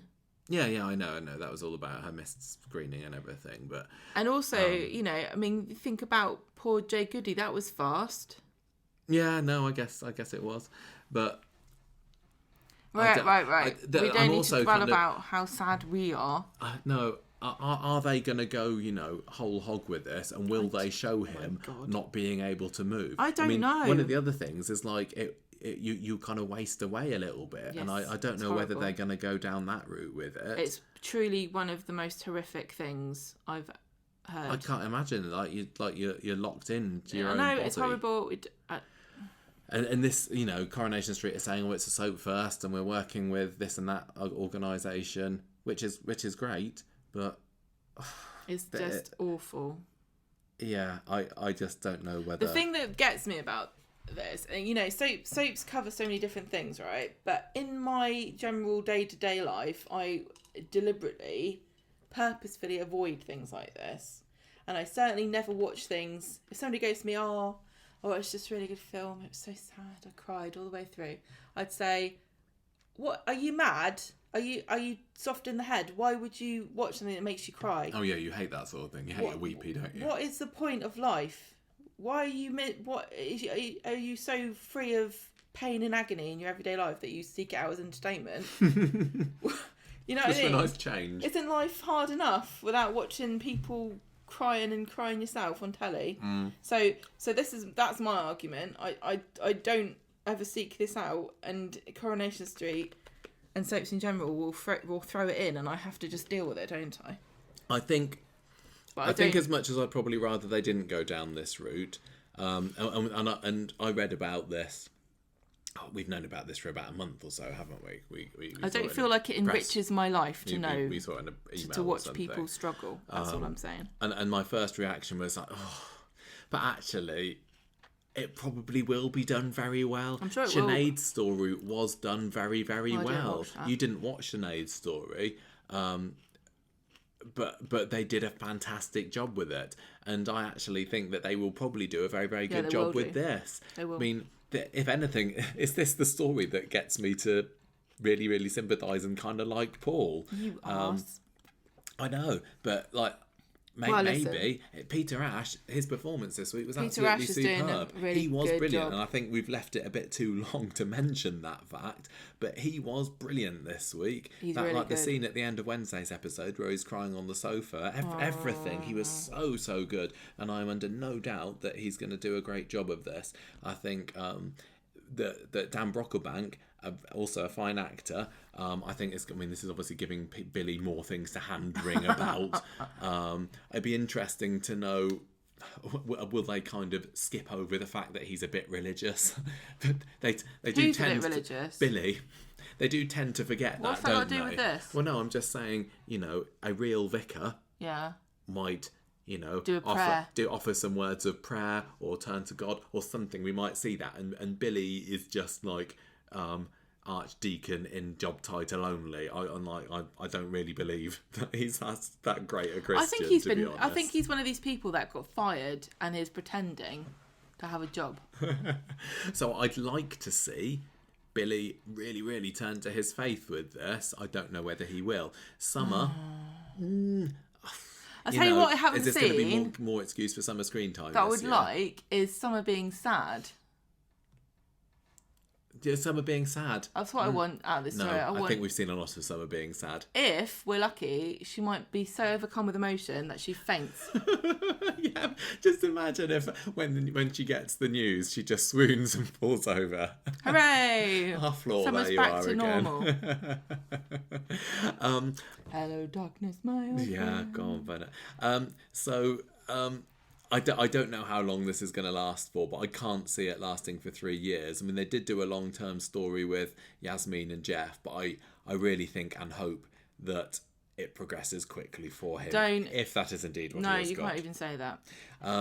Interesting. I was very interested with the crossover with Damon, though, when he went and sat next to him. And that's the kind of thing that Corrie needs to do a little bit more of, getting people who aren't usually in their storylines into them. And I don't know whether anything more will happen from it, because it seems like, Paul's got his contact with, what was it, Dodgy Niall? Damon doesn't need to be involved again. But Damon is now the only other person who knows that that Paul is a wrong-un. Not a wrong-un, that's not what I was going to say at all. Damon, just not even thinking. Damon's a wrong-un, Damon's a wrong-un. Damon's the only one that knows that Paul has got this condition. Is he going to blab to anybody? Is he going to use that against him? You being a doctor. Paul, I'm really sorry. You're a wrong-un. No, I didn't mean that. I mean, you Sorry, died. I'm sorry. I mean something even worse, actually. I mean, that Damon and Dee Dee are still a little bit, getting close to each other. Dee Dee, I don't know. But, Right, that's that. Done that. just I'm sorry. enough tragedy. I'm sorry. It's horrible stuff. I don't blame you. Let's get on to more joyous stories. Just think about Craig's jumper this week. And that was it. Yeah.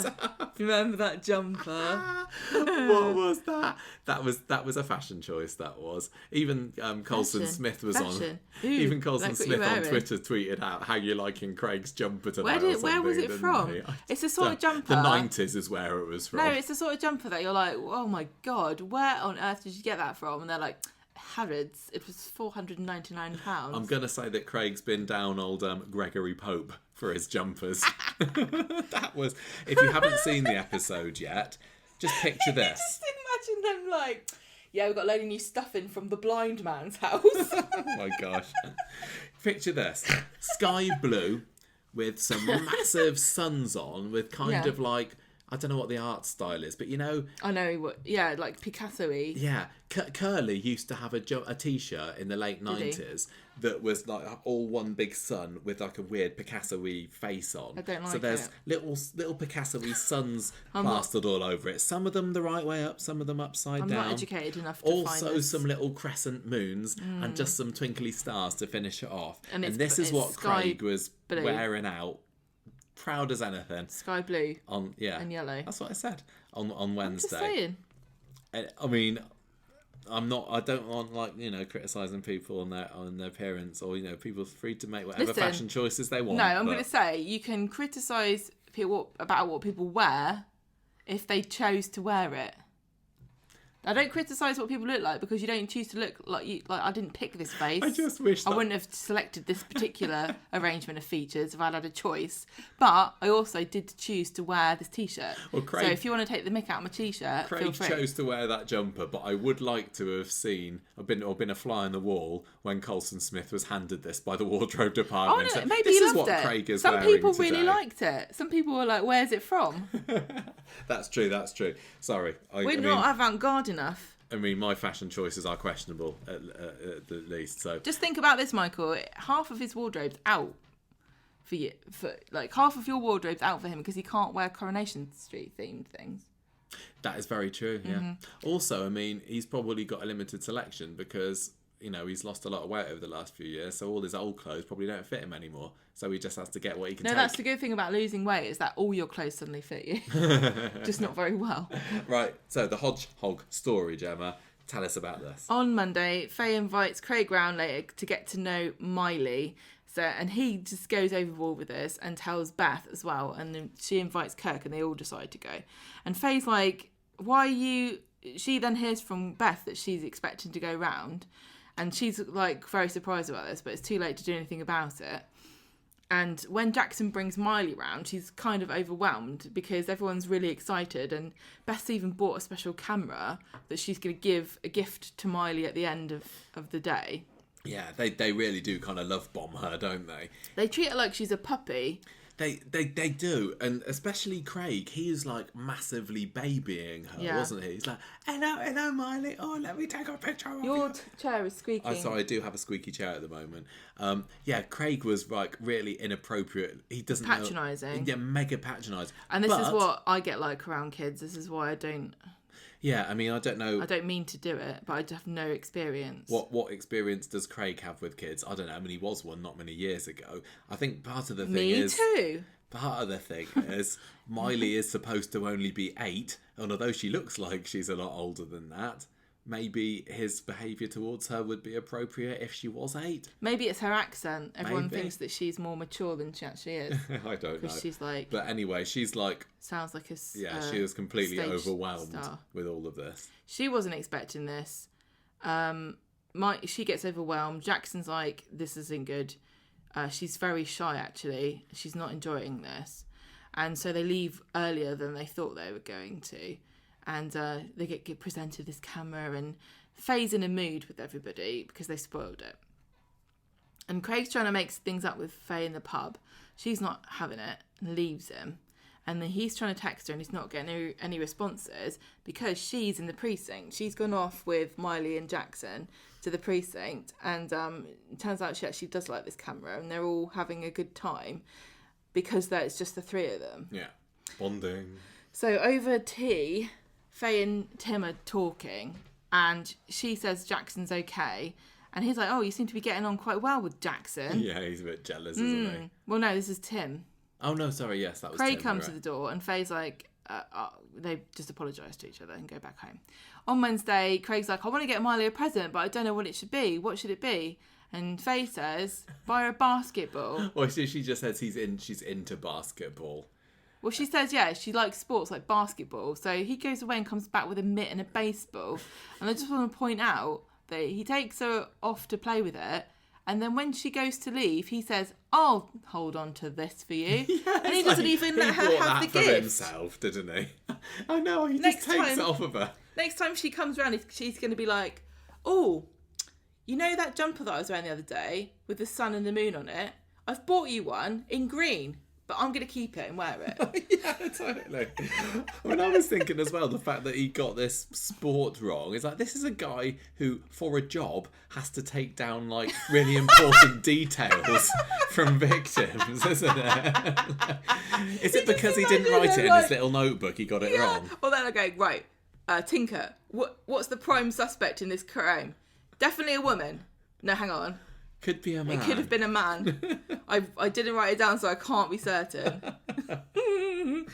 What is the crime? Definitely a robbery. It was some could have been kind a of- murder. I mean, in general, it was illegal. It was a bad crime. It was, It was really one bad. of those really, one of those victimless crimes. It wasn't one of those, or was it? I don't remember. Anyway, we Was did. it credit card fraud? Do you know? Can you tell me? All right, I'll guess. we were just trying to work out what branch of the police Craig indeed works at this week, and you made a point on Twitter What that did wasn't I the say? fashion police. It's not the fashion police. Okay, right. So he brings this stupid mitt. Maybe he baseball. got the jumper. Maybe the fashion police are an actual thing, and there's like a locker at Weatherfield Police Station where all the bad fashion choices, right? It's just full of shell suits and 80s plastic shirts with trench coats. Yeah, exactly, and they're just there as evidence. But at the end of the month, the policemen are allowed to Have go a in there raffle. and just take it. So if you Maybe draw a short the straw. worst policeman has to wear it as a forfeit. Yeah, Weatherfield's worst cop has And to they're go in all there there. and take one And item. the boss is like, well, to be frank, you could all. It could be anybody this month. Cases solved, 0. Is it you, the one that helped the guy who was stealing a car to change his tyre? You- You're second. You did You had a insurance you fraud. had a lucky escape here, mate. Oh dear. Oh gosh. Tell you what, Beckett, she knows what's what. She's not. She's she not doesn't going to be need wearing that jumper. She wouldn't No. be seen dead in it. And yeah, Swain's not been too bad. All right. So Anyway, faux pas with the baseball. Maybe he just heard her accent. And he was like, "What do they like? What do they like playing in America? Baseball? Here's a hot dog. I've got you a hot dog." Right, so they go to Victoria Gardens and Craig's like, "Come on, let's play a game." I swear to God that they really don't see this girl as a human. She's like a big puppy. yeah. Let's play. Come on, I'll throw the ball. You got to bring it back to me. So he throws it like once or twice, and then Jackson comes and goes, "Let's leave." And Craig's like, "Not taking the mitt with you." And then Craig gets really jealous because he finds out that Miley and Jackson and Faye were all in the precinct without him and having a really good time. And then Faye gets frustrated and she's like, "Stop getting jealous. I'm co-parenting and I'm trying to do my best and you're making it worse by being jealous. Stop stressing out about this and stop making me feel guilty." And she says, "I love you." And it's the end of that. So I feel bad. I want to say I just feel bad for Beth here because she dotes on Craig and I can see her being a really nice nan to somebody. yeah, me too. But this is not the moment. This isn't her moment. But there's nothing sinister or wrong about her wanting a relationship with her grandchild. No, it's perfectly natural, and you're right. She does love kids, doesn't she? I mean, she's babied Craig up until my however God. old he is now. She probably needs bought him that jumper. somebody else to baby. Well, yeah. I mean, Peanut is a dog. Oh yeah, he's the surrogate child at the moment, Yeah. isn't he? Well, he's got his own room, hasn't he? Yeah.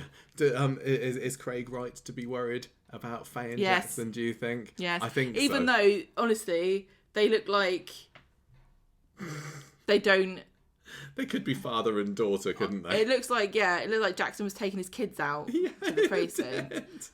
And it's not a reflection. He just doesn't look old, but she looks so young. I say he does look old. He doesn't look old. He looks older than she older. does. Yes, But this is the thing about, people of that age, when you're like late, when you become a teenager into your like 20s, there's always like groups of people who just age out of nowhere and they look like they're 25 and they're doing their GCSEs. Yeah. And he strikes me as one of those people that just suddenly look like an adult when they're still a child. Like I look back at pictures of myself when I was a teenager and I did look like a little girl for a lot of the time. I looked like a geeky little girl, whereas some people that I went to school with just look like beautiful women. And it's just something about, I don't know, but he got hit by puberty a lot quicker than she did. Yep.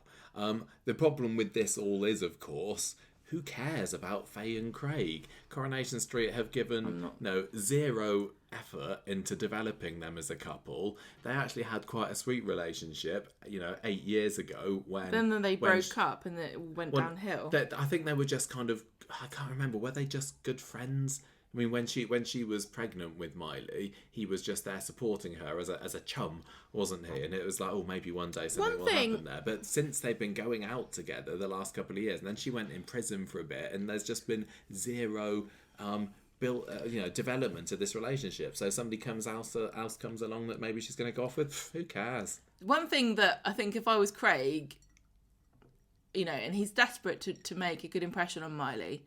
And he wants to be part of her life because he wants, he loves Faye, and it's important to him to build this relationship with Faye's daughter. But if I was Craig, I'd be like, damn it, Miley, play with me. I saw you get born. Yeah. I was like the first person you saw in this world, and now you don't like me anymore. Fickle. You're fickle. Wasn't Anna there for the birth in the end? I thought that Anna was the... But it wasn't he was there too, though. Yeah, he was there as well, but I think Anna helped with the Well, the Anna's baby not birthing. there. She is not. And anyway, I'm Craig and I've forgotten that. See, Anna probably should be there, because I think that she would also want to be a doting grandmother. But let's not dwell on that too long, because we know that's not going to happen. So, Stephen's story now, the Lord of the Underworld. And how can anybody hate this story? This story is the best story of the week. This is like the nice story. This story about this murderer is the most relaxing and gentle. There was certainly, nothing... Low stakes. I'm not nothing worried. miserable and depressing about this. It's not depressing. He's killing all these people that are annoying. And he's going to get caught out eventually, and it's just a caper, isn't it? It's just a cape. It's just murderous shenanigans. Yeah, exactly. And Elaine's back in it again, wittering on about this apartment and let's pool funds so that we can get the Red Bank flat together. And Stephen's like clearly isn't interested in thinking about this whatsoever because he's got his business on his mind. I'm a businessman, Elaine. I can't be buying flats. At the factory later, Michael kind of accidentally reveals to Beth that he says that you can go and buy a massive present for Miley because there is a big bonus coming soon. I shouldn't really tell you this, so keep it under your hat. But yeah, and then she immediately tells everybody. So Beth asks Stephen about this later, and he is not happy with Michael that he's blabbed about this. Like, Michael is really going down in Stephen's bad books this week, isn't he? Stephen's just collecting a list of future victims this week. Yeah. He takes him into the office and has a very stern word with him, although not as stern as Friday. And it turns out that he can't afford any bonus at all now, because obviously Rufus is creaming off the majority of the money here. And what is he on? 25%, 30%? Rufus said 50. Was he at 50? At some point he gets 50. I didn't think it was that high. I don't remember. Maybe it was later. We'll find out, see if it happens. Anyway, Stephen's trying to get 15% off of Rufus at the moment, or to get Rufus to accept 15. This is the audacity of Stephen, that he's agreed on a deal with somebody, and then he phones him back up and he's like, look, I know you want loads of money. Can we make the deal worse for you? How do you feel about that? No. So Rufus calls Stephen back later and is like, I wasn't really thinking about it. I just wanted to make you sweat. No way. Why would I do that? And then Elaine comes in and they decide to go for a walk. So they stop at Victoria Gardens and Stephen's spinning more lies about, Gabrielle, he's saying that she played silly beggars with his accounts when she was coercively controlling him. Woe is me. And Elaine's like, oh, you poor man. Oh, I understand. You ain't got no money because of that horrible Gabrielle. And you'll earn it back soon enough, though, won't you? There's the American contract. I'll tell you what I'll do, Stephen. They're saying about...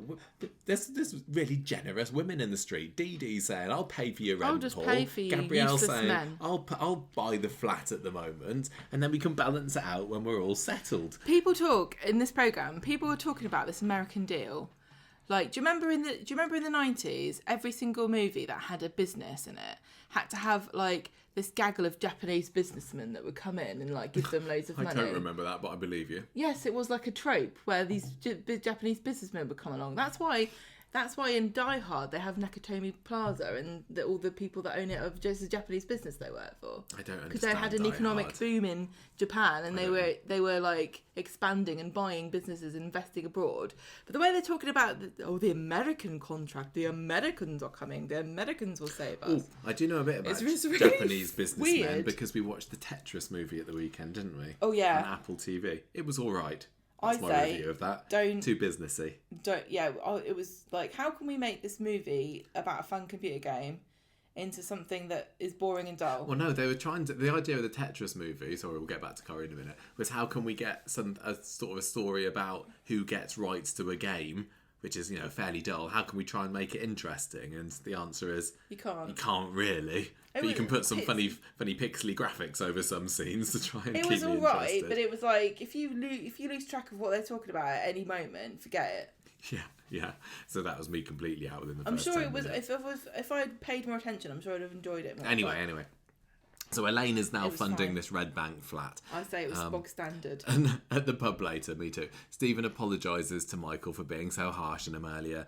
And then he says, Beth, yeah, we are going to have a bonus, but we'll speak about it at work because, they're in the pub at this point. And he orders a couple of bottles of Carver, but also looks very worried about it. So much like the same other way to Paul throwing his money away and then going, ooh, pained. Stephen's doing the same being thing. bankrolled by a woman. I'm just going to throw my money at children and workers. Get a bit of a break from this story on Wednesday, but it's back in full force on Friday when Elaine's talking about the flat and saying, oh, let's not have secrets. And saying, I don't know what she was saying. Anyway, she says, we need to crack on with getting things ready for the move. And then Ronnie comes in and handily overhears this. And I can't remember whether he just kind of sticks his neb in a little bit, doesn't he? And Stephen says, I wish people would keep their nose out of this. No, what happens is he's asking how much this flat costs, and then Stephen's like, mind your bloody business. Yeah, because later on, Ronnie talks to Michael and says, so you're telling me that Stephen's buying a Red Bank flat with his earnings from your nipper snapper line, and you're getting the same bonus as everybody else working there? That ain't right, son. Yeah, you mug. So Michael gets all fired up, and he's written out a speech and everything, and he starts to ask for this bigger bonus. Well, he starts off by saying, as the creator of literally the nipper snapper brand. I mean, I know that he did it in Carla's work time, and it's in the contract and stuff. Yes, yeah, that was the thing. Legally speaking, but it's like his idea, his designs, his brand, everything was his, and they just took it off him, and now they're giving him crumbs. I think this is how some businesses work, though, of course, isn't it? this is how business works. It is property of the but business. You don't need to turn over and let him scratch you on the stomach. Yeah, but the thing is, though, he wasn't employed. I don't understand why his contract had anything about creativity in there, because he wasn't employed as a designer or there was all that. He's employed as a salesman. Yeah. Anyway, so Carla rocks up because she's back from the Priory or wherever. No, that's the same one, isn't it? Back from the... No, you just back from where she was. The mental health hospital clinic thing. All right. She's fine, but she doesn't want anything to do with the factory anymore. She's like, this is too stressful. Says Stephen. She says, I'm just, focusing on Ryan for the time being. So anyway, she bogs off. There. I don't know. Michael continues his plea to Stephen, and Stephen's like, no. And then he goes great. on this wild rant about, you know what, Michael, life isn't fair. Sometimes it serve your lemons. And he says, well, I'd like to be retired in the Riviera or wherever it was on a boat. But here I am, still working here. And with you. Yeah, exactly. Interesting performance there, I will say. I loved it. But I enjoyed watching it, so that's the most important I thought thing. It was great. Because he was... my impression of this was that... you interpreted it. Go on. You made out that he was... I didn't make out anything. Oh, no, go on, you say then. What did you think? No. I thought he was like... he was kind of like... The performance as I saw it was him. I'm not completely convinced in what I'm saying, but I'm desperately trying to get you to back off. So he wasn't throwing himself into shouting at Michael, because it's not really his personality to treat people like this, but he's desperate to get Michael to leave him alone about this money because he just doesn't have it and he can't give Michael any more. And he's also at the end of his rope here because everyone's badgering him from all sides, and Michael's the only one who he has any power over at all. He can't tell Rufus to bugger off, he can't tell Elaine to leave him the hell alone, but he can tell Michael. And so to me, the performance was a man who's been pushed to this desperate attack, but he really doesn't want to do it, and it's not He's not convinced himself. I would like to think. I really do like that interpretation. Well, that's of it. how I interpret Because that could absolutely be it. That's what I thought. That's what. Anyway, and it fits his personality and the storyline. Yeah, it does. It totally does. Anyway, that's I'm not making it up. That's what I'm confused what other interpretation there is. I think some people just said it wasn't a great performance. That's clearly from Todd, but that's clearly what he was going for. Was Stephen's never done anything like this before. If he doesn't like you, he just pushes you into a bin. He doesn't shout at you. That's pretty much it. There's another scene at the end with Michael and Ronnie telling him, I'm going to make him see how valuable I am. We've seen Stephen get mad at people before. Todd Boyce can do that. This scene wasn't supposed to be that. It was supposed to be him having a series of different emotions while he's shouting at Michael. Some of them was probably also reluctance and not actually wanting to do this because he just has got himself into such a mess with Rufus and he's like, the last thing I need now is somebody coming in trying to get more money out of me. I have not got any money. It's just bloody t-shirts, leave me alone. I've been worrying about my finances for the past 8 months or so. Just leave me alone. Finally getting some money and now all the sharks are out. Yeah. Anyway, so what's going to go on with Elaine and the flat? I'm wondering, the fact that Elaine is the one that's paying for it all is, is she still got this target on her back? Is Stephen going to marry her and then he'll get the flat off of her, and then if she dies? Well, yeah, if he kills her, I know, because that would be a nice, easy way of getting some cash, which is all Stephen seems interested in. But he's not that cutthroat, is he? What do you mean? No, he hasn't killed anybody. He hasn't planned a murder, has he? No, both of the murders he's done have been. If she rolls him up with his hole punch in his hand, then maybe. But I don't think he's a plotter yet. I think I'm not gonna rule out the possibility. Yeah. I'm so much more comfortable talking about this storyline than I am the other ones. How is he going to murder Elaine? I mean, he clearly finds her a little bit irritating, doesn't he? He's not, Why would you with her live for the with love. her if you don't like her? He doesn't. He just accidentally agreed to it when he was high on LSD, and it's difficult to back out of. She's a very insistent woman. You take drugs, and this is what happens. This is the drugs PSA. Well, yeah, this is when Aaron had too much to drink, look what he got up to. He raped Amy. When Stephen had too much drugs, look what he got up to. He ended up engaged to Elaine. So hopefully they both learn their lessons by the end of their story. This should be on a poster in a school. Okay, we'll move on in a minute, but I did just want to say I really, really enjoyed Roy's scenes at the beginning of today's episode with Stephen when he was talking about have fallen out with his friend because of the way he said Alfred the Great, and I can't remember what adjective he used to describe sarcastic way, and then he starts going on it's not a rant, was it? It was a very Royish explanation of why facts, Alfred the Great. Which one did he say was greater? Alexander the Great was Alfred greater. the Great was just famous for burning he just burned some cakes. Yeah. Or something. And I'm sure Roy would know that he did do more than that. But Alexander the Great, obviously, greater leader of, I'm going to say, Macedonia. Do you know what I'm going to say? I bet you Alexander the Great never even tried to cook once. I was reading about and Alfred the Great. And at least Alfred tried. I'm doing Anglo-Saxons in history after half term, and I was reading all about Alfred the Great and the other Saxon leaders. And he did do more than burn cakes. But I won't bore you with it now. I have forgotten. I also enjoyed it when was it Paul came in and says that he orders a coffee to go, and Roy's like, a coffee to take away. I know. There were two really, really good Roy lines that I appreciated. Yeah, that was good. Well done. Right, the Damon drink story. Is this back to me again? Is it my turn or is it your turn? Did I just do the last one? I really have no recollection. Do you want me to do this one? Yeah. I've lost track. So Damon, he's back, isn't he? And Dee Dee's talking to him about this court date for him being set for next Wednesday. I'd forgotten about that one, so look out for that next week. And Sarah's surprised to see him there in the lawyer's office when she comes up to see Adam. But Adam's not there. And David kind of makes a remark about... Damon. What did I say? Damon makes a remark about Adam standing her up because...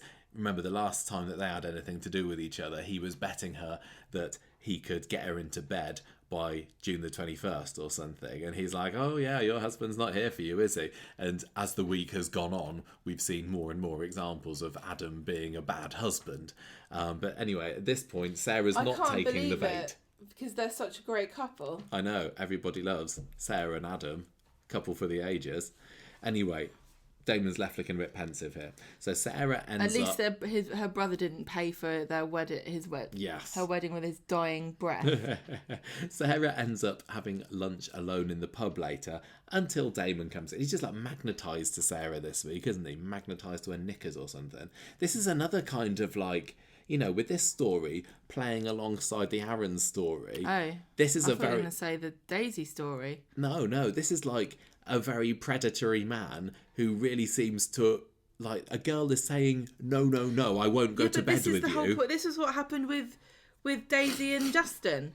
She's like, leave me alone. This is what Damon's doing. He keeps turning up going, I'm going to shag you one day. And she's like, no, you're not. I don't fancy you. Corrie is all about predatory men at the moment. Yeah, I know, but this is mixed signals, isn't it? And I'm just saying, this is. I don't know what you can do about this, because there's definitely an element of flirting in Sarah's. Yeah. But how do you know if you're a man? But then again, you know, Daisy wasn't flirting, was she? Daisy wasn't flirting, but Amy certainly was a little bit before the rape, and Sarah is going, oh no, leave me I alone. won't sleep with you. She clearly is well up for it. I know. Yeah. She knows that it'd be wrong to do it, but she is definitely attracted to Damon. She just likes and like the I said on the attention. podcast before, yeah, that's true. I think that there's definitely some chemistry there. Yeah. So, you know, he has given up by the end of today's episode. He says he's given up, but if he keeps on pursuing her, well, she is leading him on. In a way. What can you say? I don't really know. With her flirty looks. And I know that that's completely bad. Yeah, I know, but then you're saying that if a man perceives your... Because a lot of women won't just say no or leave me alone because we're scared of a man retaliating. And if you don't understand that... The thing is, quite often, if a man's like trying to chat you up or something, if you're rude or you're dismissive of him, he'll immediately be like, you bitch, you're ugly anyway, you know, it will immediately start having a go at you. Yeah. So women are always trying to, you know, diffuse the situation without being rude. And, you know, with Sarah, what's the difference between what she's doing and somebody who genuinely isn't interested, who's trying to not make Damon get angry at her? Oh, it's tough being a man. I know. Imagine being a woman, though. Thank goodness no woman has ever found me alluring in any way. I don't get into Michael, these kind of situations. Notice. You wouldn't notice. What do you mean? You wouldn't notice. If a woman was flirting with you, you wouldn't notice. You'd be like, she had something in her eye, and in one of her eyes she kept blinking with one eye at me. I don't think any woman would ever flirt at me. Don't worry, darling. Well, I never have. Well, exactly. We just... If you're fishing for compliments, you're not getting them around here. I know, Keep going. I was trying. Nobody can see you. Anyway, so yeah, Adam comes into the pub later, and by this time Sarah's drinking with Dee Dee. Adam's at the bar, and Dee Dee tells Sarah Lou about Damon popping in the office later, and apparently he was all excited about supposedly having had lunch with Sarah later. What actually happened was he stole a crisp off her plate. Yeah, and Dee Dee says, you need to be careful, some men stop at nothing. Like Aaron. Well, the way she said that, though, if I was Sarah, I'd be like, listen, love, I had a baby before you were even, your mum even was born, so yeah, don't tell me what about men. Later still, Sarah's in the bistro with Nick, and then Damon comes in. Nick's like, mug off, I thought we'd seen the last of you. And Damon says, oh, look, I'm a changed character. I just want to make up for what happened with you and Sam. But Nick's like, go away, I'm not interested. And Sarah tells him, Damon, this isn't a game. I'm not interested. Wink, wink, wink. I twirl my hair. No. He says... He says, I'm not taking no for an answer. And she's all kind of coquettish about it. Anyway, Friday's episode, it kind of knocks up a little bit. Adam's still being useless husband by ducking out of a Good Friday theme park trip with Sarah, Louise and Harry. He went back on? What? The Good Friday Agreement. Nice. Can't say that. Oh, I forgot a joke that I was going to make earlier, a really insensitive joke. No, don't do it. No, I'm going to do it. No, don't do it. Yes, it's fine. what are they going to need when Paul finally shuffles off his mortal coil? No, I don't want to know. Pallbearers. Oh my God. Anyway, Sarah goes and arranges a family... There you go, there's a giggle. No, I'm not laughing. She goes and arranges a family Easter egg hunt with Shona because, thank goodness, She was somebody's supposed to go to realised that Alton it's Towers. Easter. I want to go to Alton Towers. I'll go with you, Sarah. We saw a sign for it on the way up. We always drove past the sign for Alton Towers. And then we have to come here instead. So anyway, she goes and invites Leanne and Sam next, and Leanne's like, is Nick going to be there? No. I still hate Nick. What a cow. Well, I'm such a cow. Anyway, she's not coming. Neither's Sam, and Sam's like, oh, but I've forgiven my dad. You Sam was the one. Dick. Sam was the one. That's You didn't say that. He's only a kid. I didn't mean to say that at all. I meant to say kid. You fickle little kid. I make that mistake all the time. I'm sorry. Yeah, but it was his idea to kick her out. That's exactly what I was going to say. Now and what's Leanne like? Leanne's like, well, I've committed to this now. Yeah, I'm committed to being a cow. If I take him back. Yeah. Anyway. You fickle kid. Anyway, Sarah sees Damon in the street, tells him to bog off again, and nothing much happened in that scene. And then we have a bit more of Sam explaining to Leanne that he really would like to go to this Easter egg hunt. She's like, you're too young. You're too old for Easter egg hunts. He's not. Nobody's too old for an Easter egg hunt. Easter egg hunt's great. We had an Easter egg hunt in school last year. What?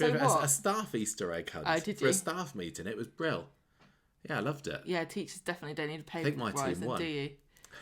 Spend all your time doing Easter egg hunts. It was the last day of term. The children had gone home. It's all a sham. Anyway, the moment is ruined somewhat by Damon walking into the flat because a delivery man let him in. Let's not question that, but anyway, that's how that happens. They use that totally excuse too much. Anyway, Leanne sends... That happens all the time. Leanne sends Sam to his room and Damon's like, I'm not the person you think I am. I've had a character change. Honest, Gov. I've made a stupid mistake with all this bistro stuff. And then he says, look, you need to, let bygones be bygones with Nick. Make a brand new future with him. The bistro's great. I could do with getting in with the bistro as well. I just want to be a new man. Why does she go to buy your Easter this? egg hunt.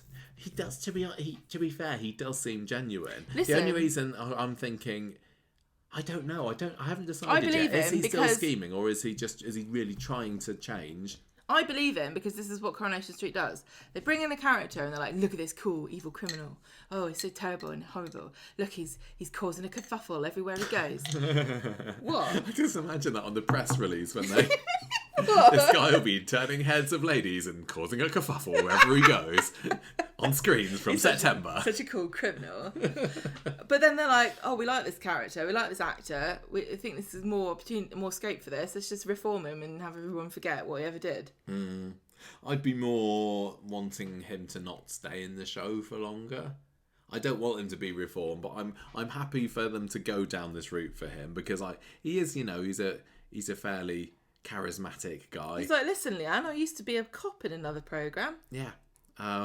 Anyway, she buys it, and then before long she's off hunting Easter eggs with the kids at number 8. No, she doesn't, does she?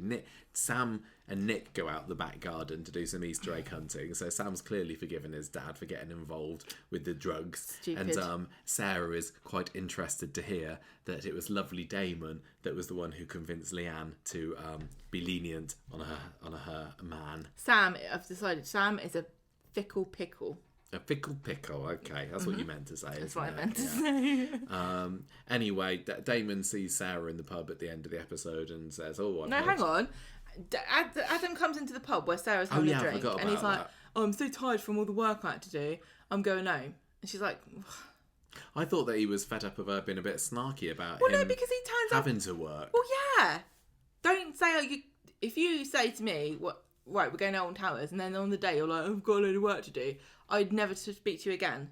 Don't you dangle Alton Towers in front of my face and then don't let me go. Yeah. Yeah. Anyway, this is all clearly the very telegraphed way of showing, oh, look, their marriage isn't all it's cracked up to be. Who'd have guessed it? It's not cracked up to be anything, but never mind. So she's going to be driven into the arms of another man. But at the end of the episode, he's saying to her, I'm reading you loud and clear, you're not interested. I don't know why he's getting that impression, because like I said, she's clearly flirting back with him, but I don't know. I think, you know, before we said, is it going to be before 21st of June? 21st of April, more like. She's going to be in bed with him, I reckon. I know. She's like, oh, how do we have to wait that long? Okay, let's whiz through these final stories. Brian's Dimbo Italiano story, Gemma. Remember this? Didn't feature in tonight's episode, but we did get it in Prego. Monday and Wednesday. Pizza. Go on. Meatballs. You're doing this one. Yeah. Cafe. Those are all the Italian words I know. Cafe is French. Newsflash. I know. Brian's in the cafe at the start of the episode, and isn't he going on about, oh no, that was before, and he's going on about coffee. He's like, that was last week's, yeah. He's like, oh, I'm so sad that I didn't he's know the miserable that he difference. wasn't able to tell the difference between an Italian and Colombian roast. So he goes round to the florist, and Brian and Mary buy each other flowers, and but then he gets an email, and he's found a cousin in Italy. And then in the pub later, Mary tells Roy that she's worried about Brian. But then Brian comes over and he's really happy about the news, and he gets a bottle of fizz to toast his new cousin. Yeah, Mary's just a bit worried that he's getting a bit obsessed with this 8% Italian thing. I know. So on Wednesday, he tells Audrey and Rita in the cafe, I'm going to go to Italy to see my cousin. And Rita's like, do you even know if you're actually related to her? Who is this woman? You're getting a bit ahead of yourself. And he's like, look, I'm going to Italy, deal with it, look after the cabin. And she's like, no, I'm not doing that. Find someone else. So he says he's going to ask Mary. So he goes round sees Mary in the pub, and he says, Mary, I've got something to ask you about this trip to Italy I'm going on. And she's like, yes, I will go with you. I can't wait. It's so exciting. So they start planning their trip, and it looks like it's turning into a bigger deal than it needs to be. But then he gets a message from Isabella saying that her flat is being renovated. So I have to come to see you now. There's a family resemblance, if ever I heard one. Brian's flat was just being rewired a few months ago. Something in the waters. She's clearly got those packing genes in her, because she's flat renovations are nature, going to come and not see nurture. Them now. And Brian's like, oh, we can show her the canals of Birmingham. There's perfectly good canals here, Brian. Did he say that, did he? Yeah. Yeah. Maybe he's scared of the pusher. Yeah. Was that it? No, Rita joins them later, and Brian's annoyed that he can't go on this trip. And Rita comes and accidentally drops Brian in it by saying that he wanted Mary to cover the shop, not go on holiday. And I don't think she cares. No, not particularly. And then for some reason Rita's like, oh, I went to a museum and they had all this stuff that is postmodern. Oh, don't like it. Does Corrie know that postmodern doesn't just mean stuff that comes out now? I don't know. Postmodernism is like from the 50s. It's Rita's era, isn't it? Rita was probably like at the Rita was probably shagging all the artists down at the Orinoco Club. So we're going to meet she's like, Brian's... it was called postmodern. I never heard of it in my life. Yes, you have. You looking forward to meeting Brian's cousin? Didn't Ken have like postmodern art all over his bloody wall? The pretentious. He did. He had a bit of Matisse, didn't he? I think. You looking forward to meeting Brian's Italian cousin? Do you think she's going to be real Italian, or do you think she's going to be Bethany? Yeah. I've been living in Italy all my life, but I've actually been to an English speaking school. I really want some kind of... This is what I wanted Bethany to do. Like, come in and be like, ciao, I am beautiful and fierce. I kind of am thinking that an Italian female version of Brian could be quite hilarious. I can't even imagine that. It could be awfully cringily embarrassing. So I don't know whether I want to see this or not. I'm kind of, a little bit trepidatious about this one, but willing to give it a shot. I can't imagine a frumpy Italian lady. I can only imagine beautiful, pasta-eating, vivacious, booby ladies on Vespers. Well, we'll see whether you're right next week.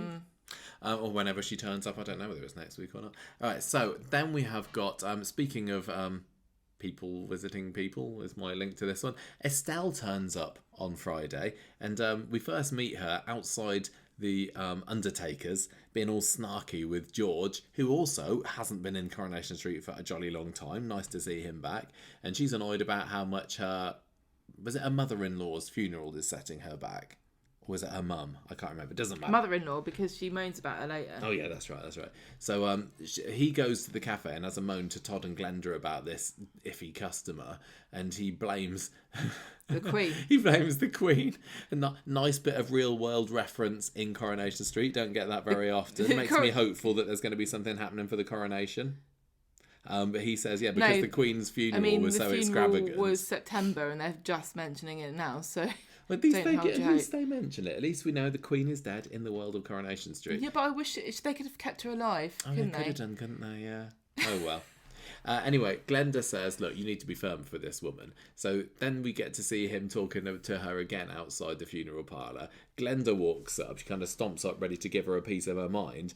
And then they clock each other and immediately start bursting into songs. Is it like a Chicago song or something they're singing? Oh, they all sound the same to me.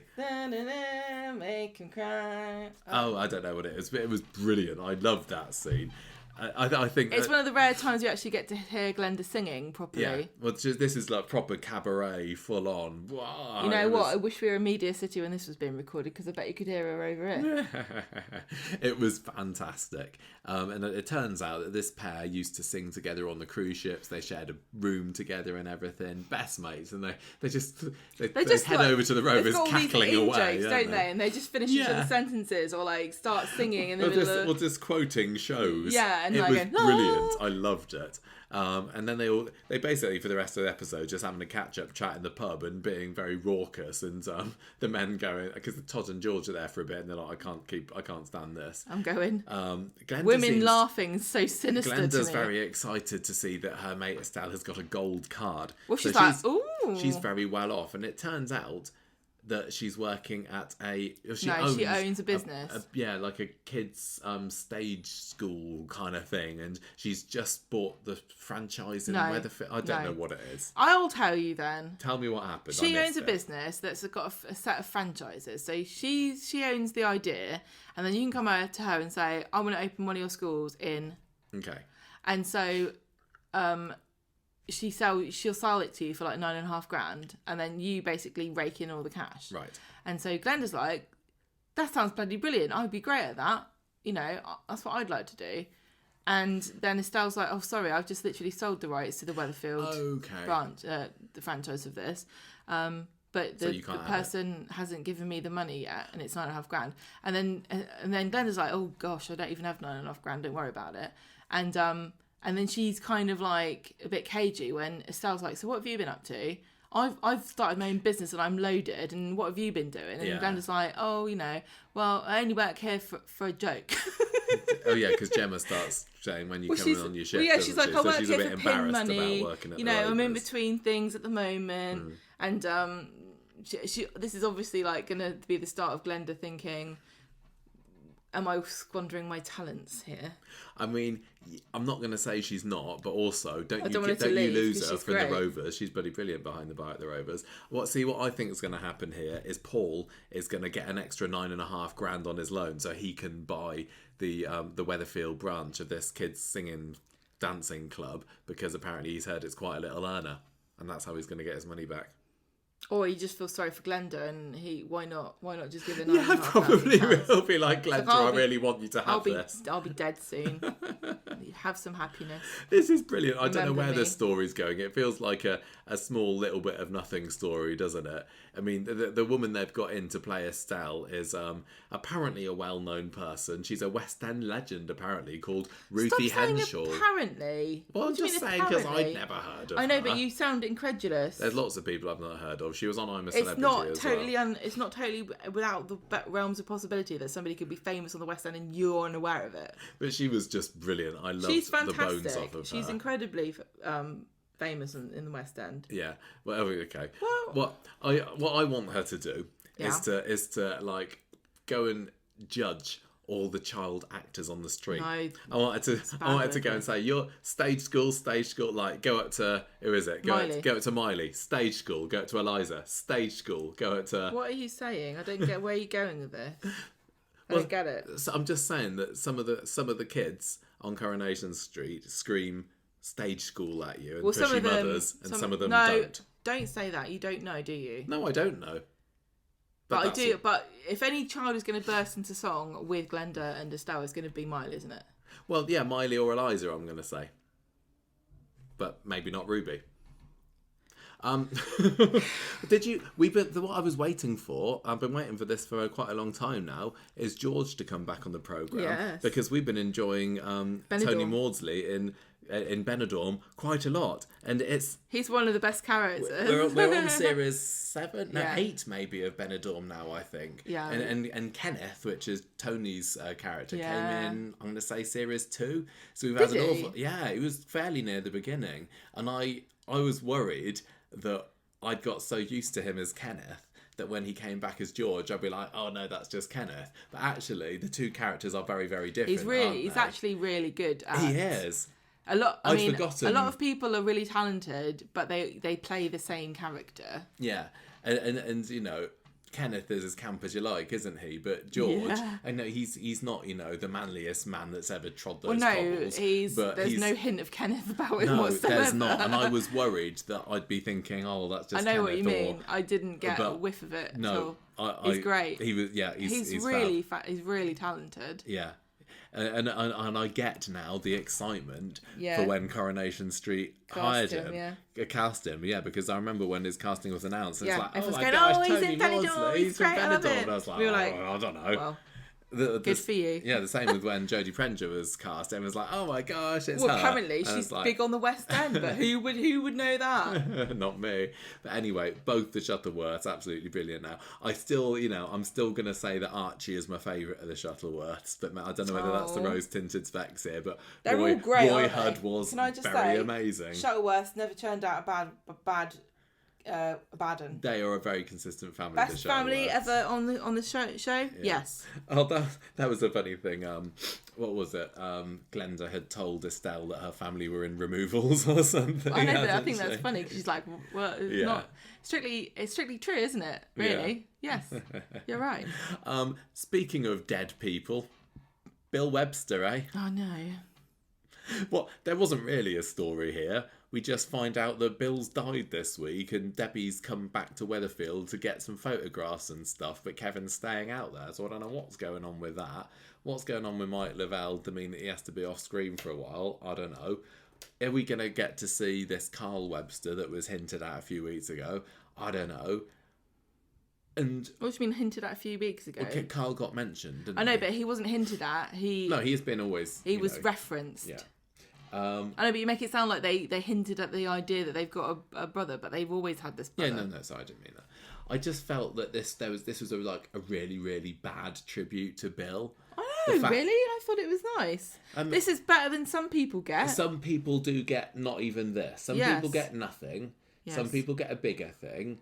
But with very this, rarely would you get anything significant 5 years after you have died. Well, yeah, I mean, Bill Webster, the character, hasn't been in it for over 10 years. And yeah, the character of Bill Webster is not an incredibly significant. No, he's in not. The history of I Corrie. know he's not. He was really lovable. Yes, liked his character. Really liked his character. But he wasn't mega significant. But there are plenty of people watching it now who probably don't remember him or new people who've never even heard of him. He was from an era when there were lots of significant characters, and he was still, I think, just as liked as some of the big names, but he never really had the big stories. Is he? Was he? Like, what's the famous Bill Webster storyline? Don't know. Yeah, maybe that time when Maureen Webster crashed the Christmas party when he was there having a date with Audrey. But he was in it as well. For a stint when he was younger. He was in it for very, very slightly in the 80s when Debbie first came in it as well with Kevin. His thing was a bit like Peter, off and on again, wasn't he? He went away, then he came back, then he went away, and he was, just a builder for a while. But I think he was a big enough name and a likeable enough character that he deserved more than just the 2 or 3 scenes of Debbie having a bit of a cry over some photos. I don't know. What did you expect to happen? They're not even there, though. I would have liked, I know that there's not many people that live there now that do remember him, but I would have liked Sally or Audrey to have featured, maybe, to, like, you know, not just Deb. Well, I can see where you're coming from, but I still It feels like there should have been more of a tribute. I still thought this to was Peter nice. Armitage. I know, but I tell you what, who plays Debbie? Sue Devaney. Sue Devaney was excellent. Yeah, she was. She Love was her so much. And that moment, that scene where she gave where Abby gave her a hug outside I number know. 13 was really lovely as well. And she was looking at the photos and she had, you know, tearing up and stuff. Yeah. And also fabulous morning gear. Leopard skin and red. It was, wasn't it? I just would have preferred her to be mourning with somebody because other people there remember Bill. They could have raised a glass to him or something. No, but they could have done. Let me say what I want to say. Well, I'm raising a glass to you, Bill. Here's to you, mate. It's a load of old ice, watered down. It is. Right, we have Are you going to drink it? You can't toast and not drink. Sorry. It's unlucky. But he is already dead. So that was quite a long street talk in the end, really. Well, not as long as last week's street talk. Went on bloody forever. Nearly 3 hours. Come on. But we've done it. We're done. We're about to go back to the past to do some news. But first, we need to give our rating and our character of the week. So, you quite enjoyed this week's Coronation Streets. I quite enjoyed it as well. Yeah, go on. What? Go on. No, I haven't decided yet. I'll let you speak. 3.5. Yeah. Late notice duvet days. Okay. Anything to add about that? What are you going to say? No, I'm going to give it. I'm surprised that you gave it 3.5. I'd have thought you'd have gone higher. So I'm thinking 3.5 as well. I am giving it 3.5 of Gail's dead husband's graves out of 5, and I don't know why there's half a grave there. But that's why I waited for you to say your score, because I wanted to bring this up because I knew you'd pick this one. Oh, go on. Then. Well, no, it was just really funny, the reference. They were like, "Where's Gail? She's visiting one of her dead husband's graves." Which one? Oh, I can't remember. And it was Joe for some reason. It was Joe. I'm sorry, but I think Michael was robbed there. Yeah, well, do you think that they probably didn't say Michael because they didn't want to confuse people because there is a Michael in it now. Okay, good point. I mean, if anyone's going to have half a grave, it's Joe McIntyre, isn't it? It's probably, you know, like he was clonked round the head with a boom. I can imagine like something's knocked off the top half of his gravestone. No. Character of the week this week. Mm-hmm. Yeah. Well, I mean, Paul obvious, seems like the obvious one. No. Oh, who are you saying? Clearly, Estelle. Oh, shut up. Estelle was good. Don't think she can be character of the week. Isabella for trying to get in Coronation Street. Stop being silly. I can't. Oh god, it could be like Amy is a strong contender as well. I did feel mega sorry for her, and especially when she had to change her story and everything. I think it's. I'm gonna I know it's the easy choice, but I think I'm going to have to go Paul. Paul, because he's such a nice guy. Just wants to give his money away and his loan company's money away. He's like the Oprah of Weatherfield. And he did some good old acting, didn't he, Peter Ash? Yeah. Oh, that's a horrible story. Yeah. You know, I might say some other notable mentions. I mean, we don't do this. No, we don't usually. But have I got any? This is why we don't do it. You can't say honourable mentions and say nobody else was worth honourable mention to Craig's jumper. Yeah. That'd be my second runner-up for character of the week. The sun on Craig's jumper with that cheeky smile that it was giving. Maybe like Damon and Sarah Lou's I enjoyed this week as well. And definitely Glenda and Estelle, for what few scenes they had, they were just brilliant. But Glenda is always brilliant. And I hope that Estelle is going to be in it for quite a long time. But I've got a feeling that, you know, week or two she's going to be gone. Because it feels like a very much a maybe she's a con artist and she's going to get Glenda. She could be. To give her some cash and then she'll be like, bye, sucker. She didn't seem, I don't know, she was doing a very good job of, she just seems completely carefree and says, she didn't seem at all conniving.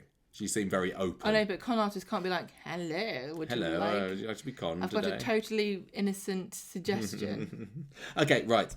So that is it from Street Talk. That is it from Manchester. We are now cutting back to yesterday when we recorded the news. You just wait to see what news there was. And we'll probably make reference to wondering how tasty this chicken was that we haven't eaten. No, but I had, You tell us that the pizza's nice and the fish finger butty.